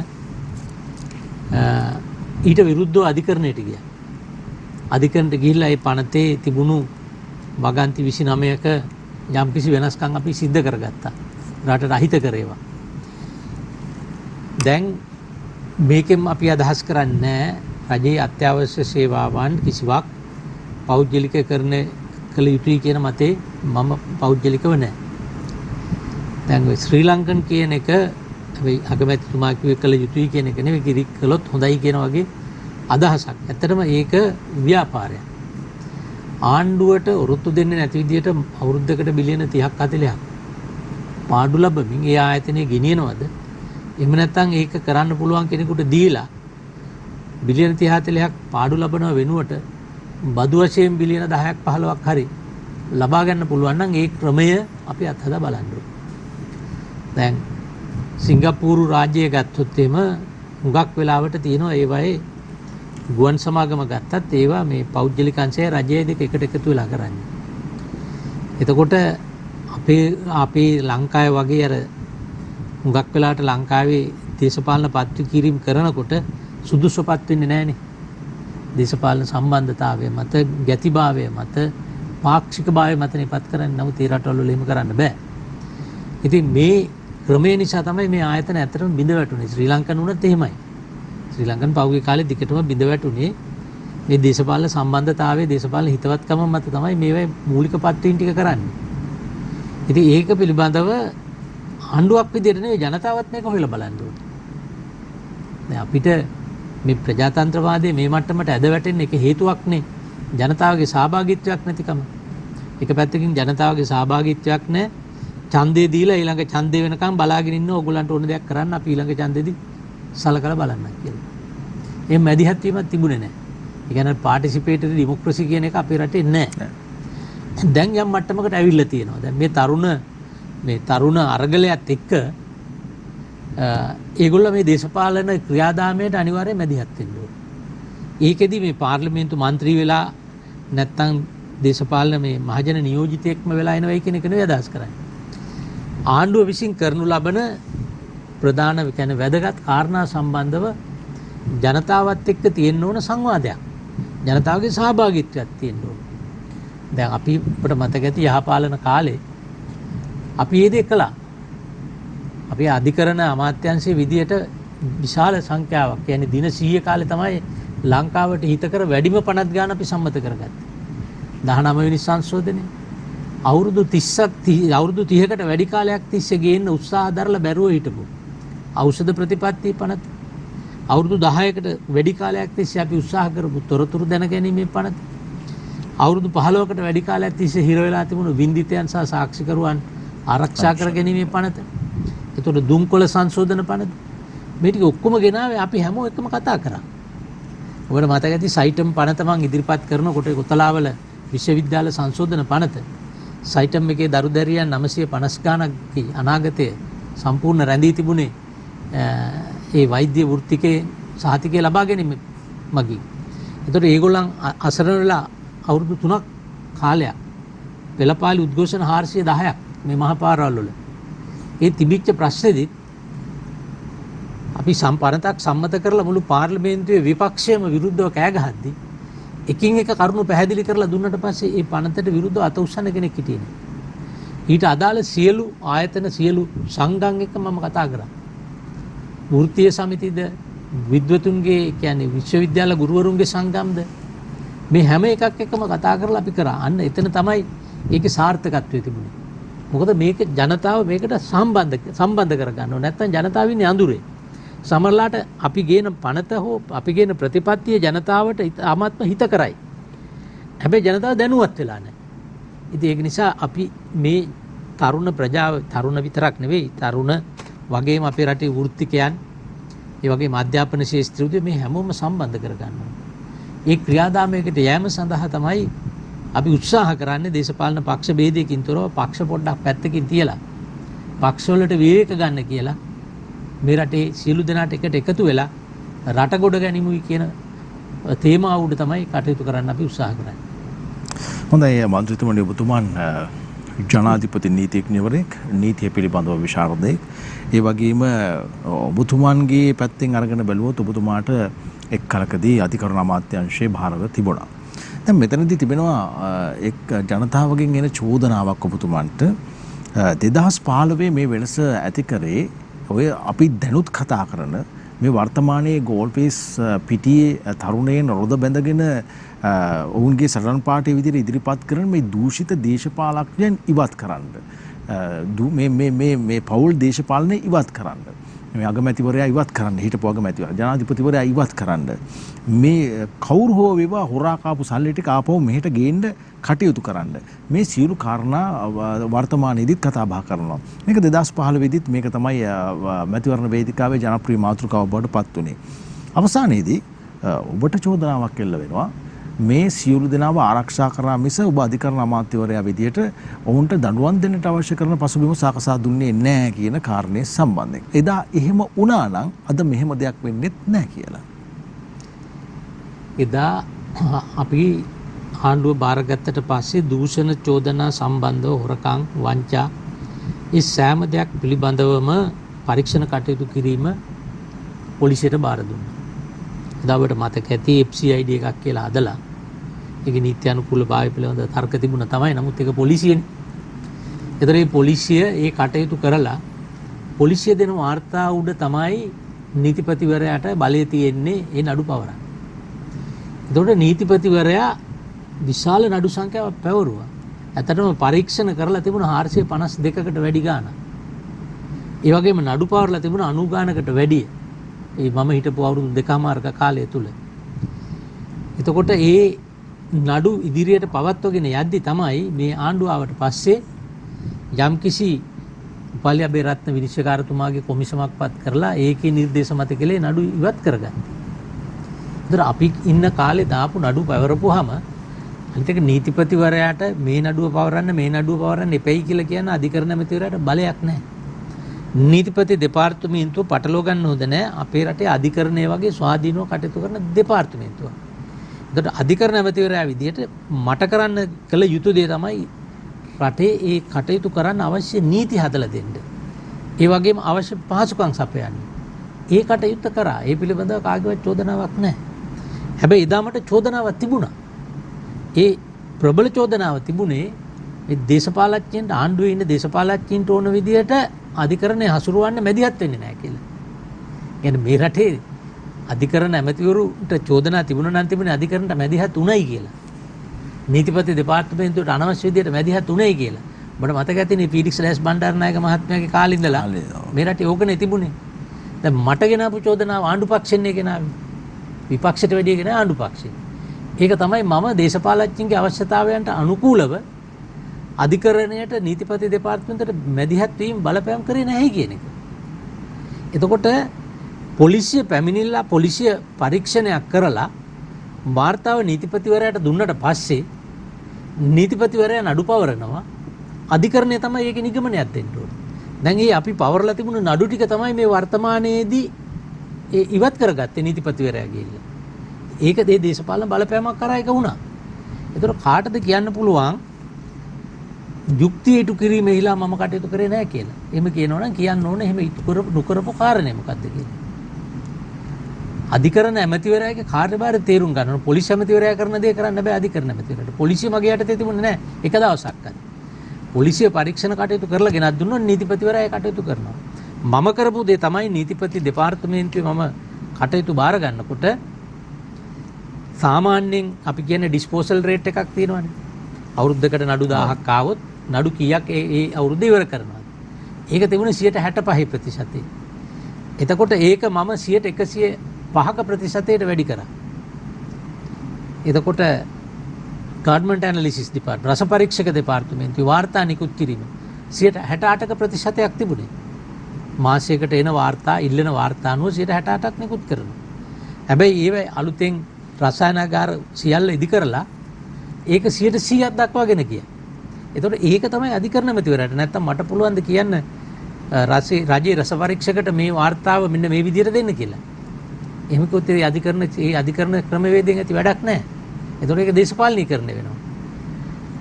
චෝදනා කරන්න පුළුවන් ඒක ජනතාවට අයිතියක් තියෙනවා චෝදනා කරන්න. හැබැයි කිසිම තැනක එහෙම කිසි කෙනෙක් ආරක්ෂා කරයි කියන දෙයක් ඔප්පු කරන්න පෙන්눔 කරන්න දෙයක් නැහැ. එකක් කියන්න ඕන ඔය කොටාබේ රාජපක්ෂ මහත්මයා සම්බන්ධව ඇවන්ගාඩ් සිද්ධිය සම්බන්ධව මට ඒ කාලේ චෝදනාවක් කරා. ඒක කරේ අපේම ආණ්ඩුවේ කණ්ඩායම් තමයි ඒක කරේ. එතකොට එතෙන්දි මතුවුණු කාරණේ තමයි ඔය ඇවන්ගාඩ් එක කියන්නේ මගේ සේවාදායකයෙක් නෙවෙයි මං කවදාවත් නඩුවල් පෙනී ඉඳලා නැහැ. දන්නව කෙනෙක්. එතෙන්දි කියපු කාරණේ තමයි ඔය සීමාශලින් නැත්තම් මුහුදු ආරක්ෂණ සේවයට එක ගිවිසුමක් අත්සන් කරන්න එදා ආරක්ෂක මණ්ඩලය ගත්ත තීන්දුවක්. ඒක ක්‍රියාත්මක කරලා තිබුණා ආරක්ෂක ලේකම්වරයා. එතකොට කැබිනට් මණ්ඩලයේදී මේක මේ රාශිගතව කරපු දෙන්නේ කැබිනට් මණ්ඩලයේ ප්‍රසිද්ධිය ආපු දේ තමයි අගමැති ජනාධිපති මේ ඉදිරිපත් කරලා තිබුණු මතය අනුව එදා නීතිපති දෙපාර්තමේන්තුවේ යම් නිලධාරියෙක් මොවුන්ව ත්‍රස්තවාදයේ වැළැක්වීමේ පනත යටතේ අත්අඩංගුවට ගන්න පුළුවන්ද කියන එක. ඒක මම පැහැදිලිව කිව්වා බෑ කියලා. ත්‍රස්තවාදයේ වැළැක්වීමේ පනත යටතට ඒක ගැනෙන වරදක් එතන තිබුණේ නැහැ. හැබැයි මම එදා කිව්වේ මං කියන දේ පිළිගන්න එපා. මම කියන්නේ මතයක්නේ. ඇමතිවරයෙක් විදියට, නීතිඥවරයෙක් විදියට. හැබැයි නීතිපතිගෙන් උපදෙස් ගන්න. ඒතර නීතිපති දෙපාර්තමේන්තුව උපදෙස් දුන්නා. ඔවුන් දීලා තිබුණේ මම දරපු මතය. ඊට පස්සේ ඒක නොතකා ත්‍රිපුජ්‍යල මහාධිකරණයකට ගියා. ත්‍රිපුජ්‍යල මහාධිකරණයෙන් කියනවා තීන්දුවක් දුන්නා මේකේ කිසිදු පනතක් උල්ලංඝනය වෙලා නැහැ කියලා. ඒතර එහෙමනම් එදා මම කියපු දේ අධිකරණයේ විසින් ඔප්පු කරලා පෙන්නලා තියෙනවා. මන්ත්‍රීතුමනි දැන් ඊළඟ කාරණේ අපි මේ ඊයේ පෙරේදා දැක්කා එවැනි කාරණා අපිට අනුමත කරන්නටත් බෑ සහ ඒක කොයිතරම් සමාජයට හානි කරද කියන කාරණේ. සාමාන්‍යයෙන් අපි කවුරුත් අහලා තියෙන කතාව තමයි ජේ.ආර්. ජයවර්ධන අග්‍රාමාත්‍යවරයා බලයටපත් වුණාට පස්සේ සතියක් විතර පොලිසියට නිවාඩු දීලා ඒ අදාළ අයට අදාළ කරුණු කාරණා ටික කරගන්නට ඉඩ දුන්නයි කියන කාරණේ. ඊයේ පෙරේදා අපි දැක්කා පොලිසිය සහ නීතිය ක්‍රියාත්මක කරන්නා වූ ආයතන කිසියම් විදියකින් නිකන් ඉවත් වෙලා ඉඳලා වගේ මේ රටේ ගෝල් ෆේස් සිදුවීමේදී අදාළ අයට අදාළ කටයුතු කරගන්න දුන්නයි කියන කාරණේ. ඉන් අනතුරු අපි දැක්කා සවස් භාගයේදී රටේ විවිධ කණ්ඩායම් පාරට බැහැලා මහජනතාව යන වාහන නවත්තලා ඔවුන්ගෙන් එක එක ප්‍රශ්න අහලා හරි ලොකු කලබගෑනියක් කරා. ඒ මොහොතේ මන්ත්‍රීතුමනි ඇත්තටම රටේ නීතියක් ක්‍රියාත්මක වුණේ නැහැ. මෙවැනි තත්ත්වයන් ඉස්සරහටත් වෙන්න පුළුවන් කමක් නැහැ. මේ නීති ආධිපත්‍ය බිඳ වැටීම කියන කාරණේ සම්බන්ධයෙන් ගත්තොත් එහෙම හරි බරපතල අත්දැකීමකට අපිට මුහුණ දෙන්නට සිදු වුණා පහුගිය සතියේ. දැන් ඇත්තටම මේක මේ ජී.ආර්. ජයවර්ධන ජනාධිපතිතුමා දීපු නරක පූර්වාදර්ශයක්. ඉතාමත්ම බරපතල කාරණයක් අර පොලිසියට නිවාඩු දෙනවා කියලා පාතාලයට මංකොල්ලකාරීන්ට ගෙවල් මංකොල්ල කන්න දුන්නා, ගිනි තියන්න දුන්නා, පලි ගන්න දුන්නා. ජී.ආර්. ජයවර්ධන ජනාධිපති ඒක ඉතාමත්ම කරපු හිතාමතා කරපු ම්ලේච්ඡ පහත් ක්‍රියාවක්. එතකොට ඔය ඇති කරපු දේශපාලන සංස්කෘතිය අපේ රටේ දිගින් දිගටම ක්‍රියාත්මක. හැබැයි චන්ද්‍රිකා බණ්ඩාරනායක මැතිණියක නතර කරා 94 දී කිසි කෙනෙක්ගෙන් පරිගන්න ඉඩ දුන්නේ නැහැ. නමුත් ඊට පස්සේ නැවත වතාවක් මේක ක්‍රමානුකූලව කරලියට ආවා. මේ හරහා අපේ රටේ ඔබ කිව්වා හරි ඒ කාල සීමාව තුළ රට ඇත්තටම නීති ආධිපත්‍ය බිඳ වැටිලා අරාජික තත්වයකට පත් වුණා. මිනිමෙරුන් සිද්ධ වුණා. දීපලහානි සිද්ධ වුණා. මේකෙදි අපි තීරුම් ගත යුතු කාරණයක් තියෙනවා. දැන් ළඟම බස් ගිනි තියලා තිබුණා. අනිකුත් බස් ගිනි තියලා තිබුණා. දීපල වලට හානි කරලා තිබුණා. ගිනි තිව්වා. එතකොට දැන් මේ යාන වාහන රක්ෂණය කරලා තිබුණා නම් රක්ෂණ සංස්ථාව හෝ රක්ෂණ සමාගමෙන් මේවට වන්දි ගෙවන්න ඕන. ගෙවල් රක්ෂණය කරලා තිබුණොත් තේජ් ගෙවන්න ඕන. එතකොට එහෙමනම් රක්ෂණ සංස්ථාවේ තියෙන සල්ලි වලින් තමයි ඒක පියවන්න ඕන. සමාගමක් නම් රක්ෂණ සමාගමකින් නම් ඒක ගෙව්වේ. ඒ සමාගමේ සල්ලි ගෙවනකොට සමාගමේ ලාභය අඩු වුණාම ආණ්ඩුවට ගෙවන බදු ප්‍රමාණය අඩු වෙනවා. එතකොට දැන් මේ ගිනි තියපු බස් වෙනුවට වාහන වෙනුවට අලුතින් වාහන රටට ගේන්න වෙනවනේ. කවුරු හරි මේව ගෙන්නන්න එපා. විශේෂයෙන්ම මහජන ප්‍රයෝජනයට පොදු ප්‍රවාහන සේවයට අයිතිව. එතකොට ඒ ගේනකොට අපි ගෙන්නන්න ඕන ඩොලර් වලින්. එතකොට අපේ රටට එන ඩොලර් ටික තමයි මේවට පාවිච්චි කරන්න වෙන්නේ. කවුරු ගිනි තියුවත් පාවිච්චි කරන්නේ ඒ සල්ලි. එහෙමනම් ඒ සල්ලි කොහෙන්ද හොයන්නේ? ඒ සල්ලි හොයන්න නම් අනිවාර්යයෙන්ම වක්‍ර අඩුම ගානේ ඍජු බදු සහ වක්‍ර බදු වලින් ඒක හොයන්න ඕනේ. එහෙමනම් දැන් මේ කරපු විනාශ කරපු හැම දේපලකම වටිනාකම ප්‍රතිපූර්ණය කිරීම සිද්ධ වෙනකොට ඒ සඳහා ඩොලර් වියදම් කරනකොට මොකද වෙන්නේ? අපේ රටේ මේ විනාශකාරී දේවල් වලට තුන්හිතකින්වත් අනුබල නොදෙන, ආධාර නොදෙන, ප්‍රාර්ථනා නොකරන ඒ පුරවැසියාගේ සීනි කිලෝ එක ගන්නකොට පරිප්පු කිලෝ එක ගන්නකොට ඒකට බද්ද එකතු වෙනවා. එහෙමනම් මේ කරපු විනාශකාරී ක්‍රියාවන් වෙනුවෙන් අපේ රටේ මහපාර යන හිඟන මිනිස්සයට පවා මේකට යම් වන්දියක් ගෙවන්න වෙනවා. මොකද මේ ජීවන බර ඒගොල්ලන්ටනේ එකතු වෙන්නේ. ඉතින් ඒකේ අර සාමකාමීව යම්කිසි අරගලයක් කරලා තරුණ කොටස් දිනා ගන්න ගියපු ඒ අයගොල්ලන්ගේ අදිෂ්ඨානයට කරපු ලොකු බාධාවක් මේක. එක පැත්තකින්. අනිත් එකේ තරුණ කොටස් යම්කිසි ජයග්‍රහණයක් ලැබුවා. මොකද ඒගොල්ලන්ගේ පළවෙනි ඉල්ලීම උනේ මේ පෞල් පාලනය නතර කරන්න. ගෝට ගෝ හෝම් කියලා බෝඩ් එකේ එල්ලගෙන හිටියට ඇත්ත වශයෙන්ම ඒගොල්ලෝ කිව්වේ මේ පෞල් පාලනය නතර කරන්න. ඒ වගේ මේ කැබිනට් මණ්ඩලයේ ඉන්න ප්‍රකට දූෂිතයි කියලා ප්‍රකට අය ඉන්නවා. මේගොල්ලන්ගෙන් තොර පාලනයක් දෙන්න. එතකොට ඒ ජයග්‍රහණය ඒගොල්ලෝ ලබා ගත්තා. ඇමති මණ්ඩලය ගෙදර යවුවා, ආණ්ඩුව ගෙදර යවුවා, අග්‍රාමාත්‍යවරයා ගෙදර යවුවා, ඒ ටික කරගත්තා ඒගොල්ලෝ. එහෙමනම් ඉතිරි වෙලා තියෙන්නේ ගෝඨාභය රාජපක්ෂ මහත්මයා විතරයි. දැන් ඉතින්දී අපි යෝජනා කරලා තියෙන්නේ අපි කරන දෙයක් කරන්න වෙන්නේ මේ ආණ්ඩුක්‍රම ව්‍යවස්ථාවේ ඇතුළතනේ. ව්‍යවස්ථා රාමුව තුල ඒ රටට අවශ්‍ය පරිවර්තනය කරලා කාගෙත් ගෞරවය රැකෙන විදිහට කටයුතු කරන්න ක්‍රමවේදයක් හදන්න ඕනේ. ඉතින් ඒ අනුව බලපුවාම ගෝල්ඩ් ෆේස් එකේ වගේම රටේ හැමතැනින්ම එකතු වුණ මේ අර්ගලකරුවන්ගේ අර්ගලකරුවෝ කියලා අපි නම දැම්මට මේ අපේ සමාජයේ අපේම කොටස්නේ. ඔබගේ පවුලේ සමාජිකයා වෙන්න පුළුවන් අර්ගලකරුවා. ඒකට මේක සමස්තයක් විදිහට රටක් ඉදිරිපත් වෙලා කරපු අර්ගලයක්නේ. සුළු පිරිසක් විතරයි මේකට විරුද්ධ. බහුතරයක් මේකට කැමති. ඒතකොට මේ දිනාගත්ත ජයග්‍රහණය මට තේරෙන විදිහට ආපහු හරවන්න. ඒ ජයග්‍රහණයට කැලලක් ඇති කරන්න තමයි මේ විනාශකාරී කටයුතු සිද්ධ කරේ. ඒක ඊටාත්ම නරක පූර්වාදර්ශයක්. ඒකේ ඒ වගේම රටේ ආර්ථිකයට නරක විදිහට බලපානවා. ඒ වගේම අපිට පහුගිය අවුරුදු 2-3ක ඉඩෝර කාලයකින් පස්සේ අපිට විශාල වශයෙන් විශේෂයෙන්ම රුසියාවෙන් වගේ රටවල් වලින් සංචාරකයෝ එමින් පැවතුණා.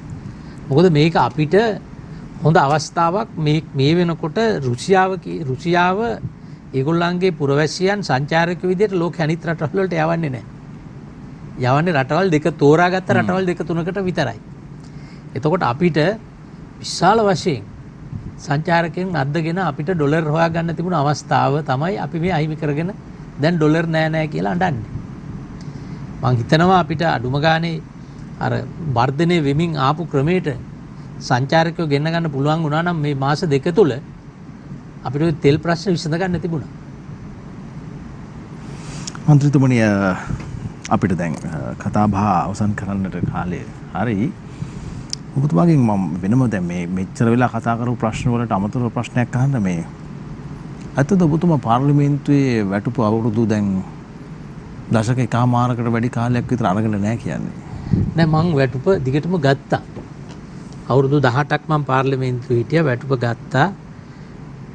මම අවුරුදු 8ක හෝ 9ක මට ලැබුණු වැටුප් සියල්ලේ සමස්තය තමයි එකතු කරලා ඒවකට ලක්ෂ 50ක 2010-11 කාලේ මාරගම පිළිකා රෝහලට අංග සම්පූර්ණ ශල්‍යාගාරයක් ගොඩනැගිල්ල නෙවෙයි ශල්‍යාගාර ආම්පන්න කට්ටලයක් මහ බ්‍රිතාන්‍යයෙන් ආනයනය කරලා පරිත්‍යාග කරා. ඒ වගේම මට පුළුවන් වෙලාවට ගත්තොත් කොවිඩ් කාලේනකොට මම විශාල බේත් වගයක් සෞඛ්‍ය අමාත්‍යාංශයට දුන්නා. ඉරණවිල රෝහල හදන්න අලුතෙන් ඇති කරන්න යඳන් 25ක් මම අරගෙන දුන්නා. ඒ වගේම මේ පාර්ලිමේන්තු වාරේ පටන් අරන් මාස 5ක් යනකොට මට ඉතුරු තිබුණු සල්ලි ටික කවුරු හරි වෛද්‍යවරයෙක් කිව්ව අර නොමේරු ලදරු ඒකකයකට අවශ්‍ය යන්ත්‍රයක් නැහැ, ඉන්කියුබේටරයක් නැහැ, කිරිබත්කුඩ රෝහලේ කියලා ලක්ෂ 10ක් විතර වටින ඒක මම අරගෙන පරිත්‍යාග කරා. ඉතින් මම ඕවා ප්‍රසිද්ධ කර කරේ නැහැ. හැබැයි එකක් තියෙනවා අවුරුදු 18ෙම වැටුප් මම වියදම් කරලා තියෙන්නේ බහුතරයක් ආරෝග්‍ය ශාලාවල් වලට. ඊට අමතරව දලදා මාලිගාවේ රන්සිවිගේ හදනකොට මගේ විශාල දායකත්වයක් මම ලබා දුන්නා. දැන් මට ආරංචි වුණා වෛද්‍යවරුන්ගේ මාර්ගයෙන් කොළඹ රිජ්වේ ළමා රෝහලේ අත්‍යවශ්‍ය ඖෂධ විශාල හිගයක් තියෙනවා. ඒ නිසා තමයි මම පාර්ලිමේන්තු මහලේකම්වරයාට දැනුම් දුන්නේ මැයි මාසෙ ඉඳලා ඉදිරි මාස 6ෙම වැටුප් දීමනා සියල්ල රිජ්වේ ළමා රෝහලේ ඖෂධ ලබා ගැනීම සඳහා ගිණුමට මාරු කරන්න කියලා. මොකද මම දේශපාලනයට මට මීට හුඟක් කලින් එන්න තිබුණා. මට 1988 තමයි සිරිමා බණ්ඩාරනායක මැතිණිය මුල් කිරිකල ආසනේ බාර අරගෙන මට දේශපාලනයට එන්න කිව්වේ. හැබැයි මම ආවේ නැහැ. මට 2000 තමයි චන්ද්‍රිකා මැතිණිය අත්තනගල්ල ආසනේ බාර අරගෙන ඡන්දයට ඉදිරිපත් වෙන්න කියලා කිව්වේ. මම බාරගත්තේ නැහැ. මොකද මම මගේ ස්ථාවරයක් තිබුණා. මම ආර්ථික වශයෙන් මගේ ස්ථාවරය හදාගත්තොත් විතරයි මම දේශපාලනයට යන්නේ කියලා. ඒ අනුව 2004 මම ඉල්ලුවේ නැහැ මැතිවරණයට කිසිම සම්බන්ධයක් උනේ නැහැ. මැතිවරණ ව්‍යාපාරේ මම හිටියා. කිසිම තනතුරක් ඉල්ලුවේ නැහැ. මමවත් නොහිතපු වෙලාවක තමයි චන්ද්‍රිකා බණ්ඩාරනායක මැතිණිය අඬ ගහලා හරියට හෙටට අවුරුදු 18ක් වෙනවා.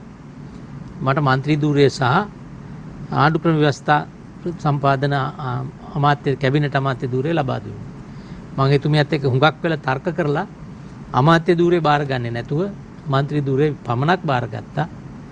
මහින්ද රාජපක්ෂ මහත්තයාගේ ආණ්ඩුවෙත් මම ඇමතිකම එපයි කිව්වා. හැබැයි අවසානයේ එතුමා ඉල්ලීම් කරනකොට දිගින් දිගට මම බැංකු සංවර්ධන ඇමති ධූරේ බාරගත්තා. හැබැයි මාස 5ක් යනකොට මම දැනගත්තා පී.බී. ජයසුන්දර මහත්තයා ඔක්කොම රට රිවර්ස් එකට ගෙනියන්නේ කියලා. කබ්රාලු ගේනවා කියලා කිව්වා මහ බැංකුවට. එතකොට මම ඉවලෙම ඉල්ලාස්මේ ලිපිය දීලා මම එළියට බහලා ආවා. හොඳයි. අපි අද කතා බහ කරේ ශ්‍රී ලාංකේය දේශපාලනය තුළ ඉතාමත්ම සුවිශේෂී චරිතයක් බවට පත්වෙච්ච හිටපු අමාත්‍යවරයෙක් ඒ වගේම වර්තමාන පාර්ලිමේන්තු මන්ත්‍රීවරයෙක් විශේෂයෙන්ම නීතිය පිළිබඳව කතා බහ කිරීමේදී බොහෝ කරුණු කාරණා පිළිබඳව අපිට කතා කරන්න පුළුවන් එතුමන් ගැන ජනාධිපති නීතිඥවරයෙක් ඒ වගේම ආචාර්ය වරයෙක් බවට පත් වෙලා තිබෙනවා ආචාර්ය විජේදාස රාජපක්ෂයන්. කියන්නේ එතුමන්ගේ බුද්ධිය පිළිබඳවත් එතුමන්ගේ ක්‍රියාකාරීත්වය පිළිබඳවත් එතුමන්ගේ මානවදය පිළිබඳවත් අපිට මේ කතා බහේදී කතා බහ කරන්නට පුළුවන්කම තිබුණා. අපි බෙහෙවින් ස්තුතිවන්ත වෙන අපේ ආරාධනය පිළිගෙන අද සඳුදා සුලිය දේශපාලන සාකච්ඡාවට සහභාගී වීම පිළිබඳව බොහොම ස්තුතියි.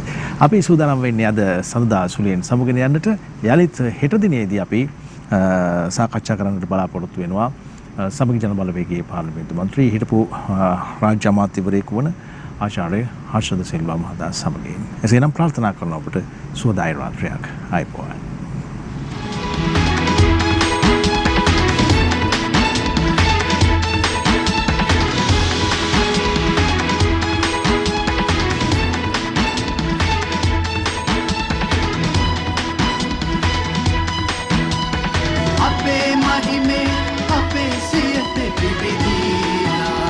දිනපතා අලුත් වීඩියෝ සහ ප්‍රවෘත්ති නැරඹීමට ඉහත බටන් එක ක්ලික් කර සියත TV සබ්ස්ක්‍රයිබ් කරන්න.